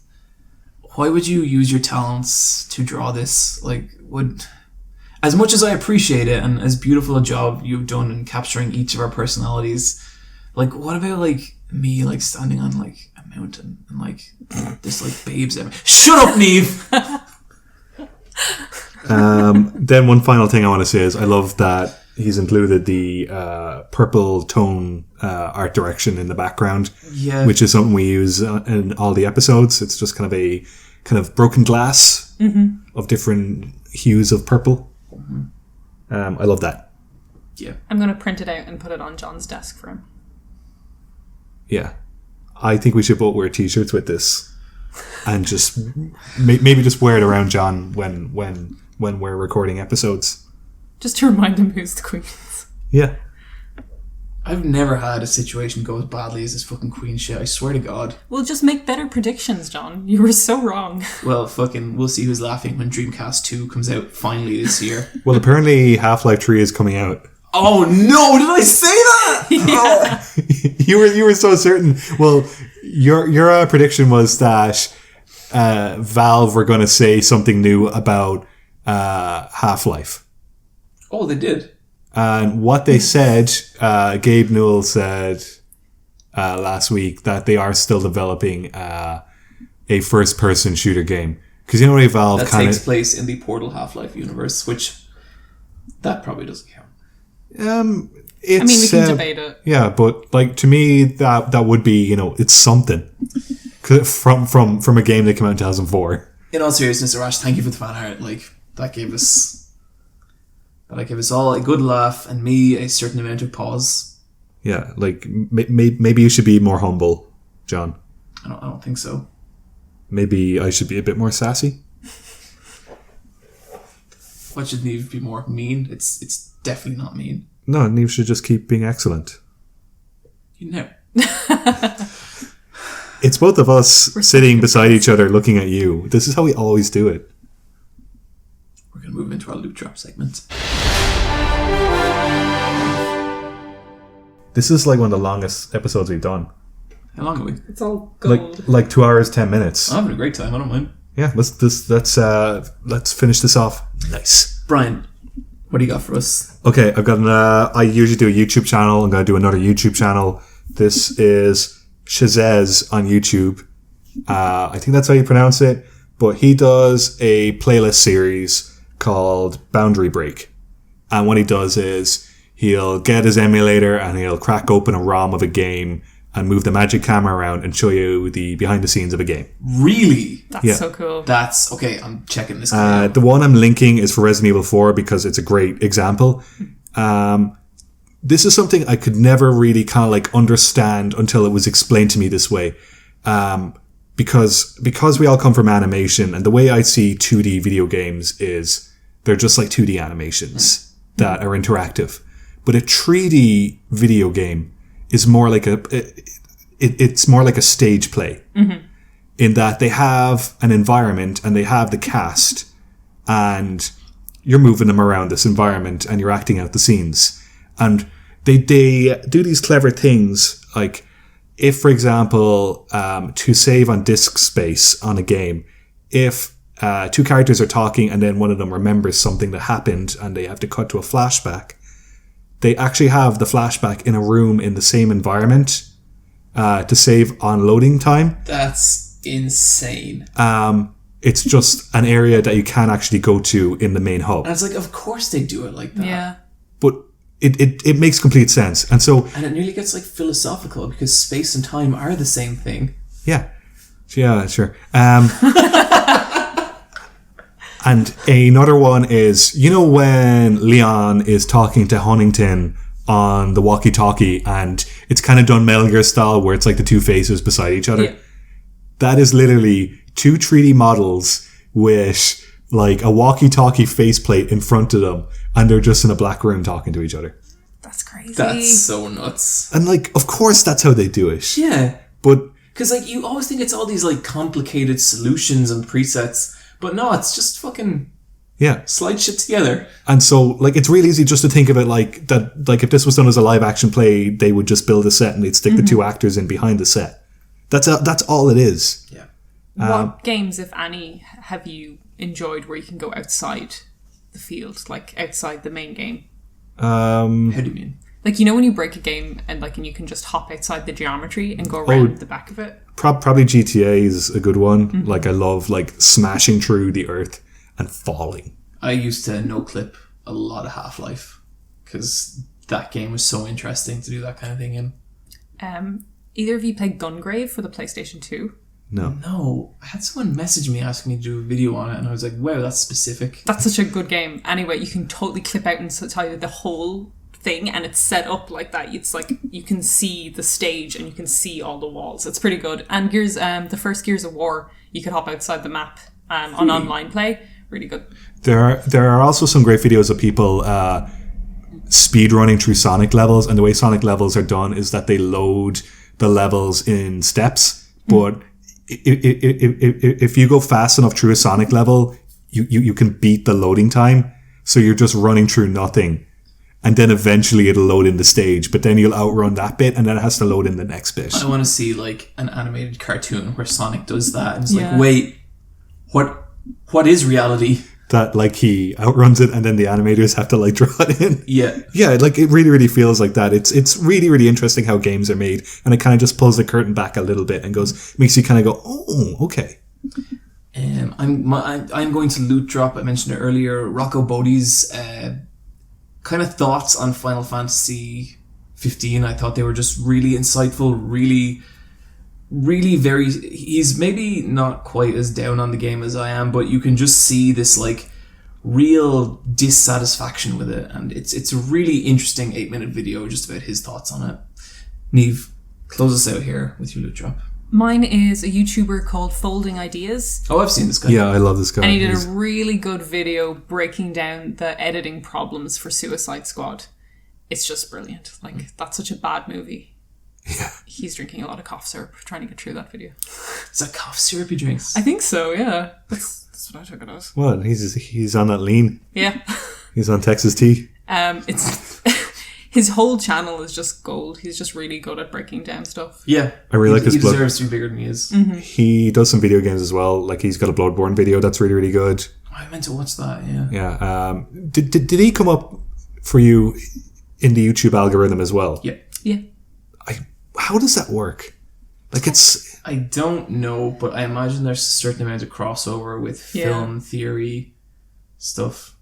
But it's all I can tell you as someone who does YouTube stuff, trying to predict what's going to get you in the algorithm is fucking impossible. But you know how we all know this guy's channel, but we all found it of our own accord because it was just recommended, and we all just kind of go, oh, yeah, you know. Yeah, but at the same time, we're three people who are very, very invested in like film criticism and games journalism. Yeah. We watch a lot of that stuff on YouTube, and it would have recognized that within us. Like this is my mom's not going to get recommended that. Okay. Well, like, you know how people are kind of like hesitant about having their data tracked? I really, really don't mind if it's like showing me this kind of stuff. Mm-hmm. Oh, I don't mind that stuff either. That's how I get most of my new subscribers. Like, sometimes I get recommended stuff based on my interests. Like, I'll get templates for After Effects on Facebook, and I click those links because they're relevant to me. Mm-hmm. Like, I don't mind.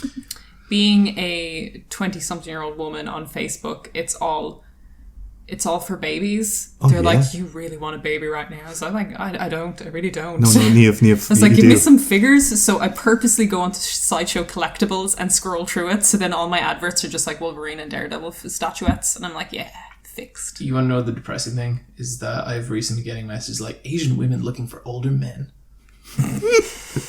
That's you, John. Older men. I don't need to say anything more about it on that. And so guys, that's going to do it for this episode. Episode 42 of the Let's Fight a Boss cast. Don't forget, 4 + 2, 6. 6 3 times. Number the beast. Terrifying. 3 is the key to that puzzle. Because there's 3 of us here. That's it. That's it. We did it. Fuck. Niamh, why don't you seem more impressed? Because it all boils back to a weird video we don't know anything about. Oh, yeah. That doesn't matter. I think it kind of does. I think that's a really... That's... Like, maybe that all does join up together and we're all gonna die. I'm fine being in that room. Hey, I mean, if we gotta get murdered, let's at least do it together. Guys, thank you for joining us. Bye. Bye. Go tell and Rhodey. Go tell and Rhodey that everybody's dead.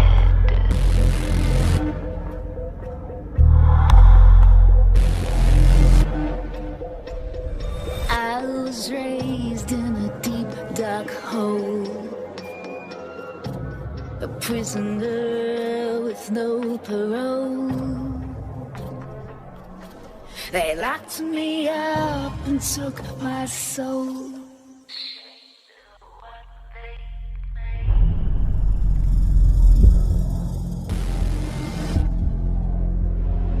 Call to him and he will come. She'll run to him like he's the one. His arms outstretched, but when she's done,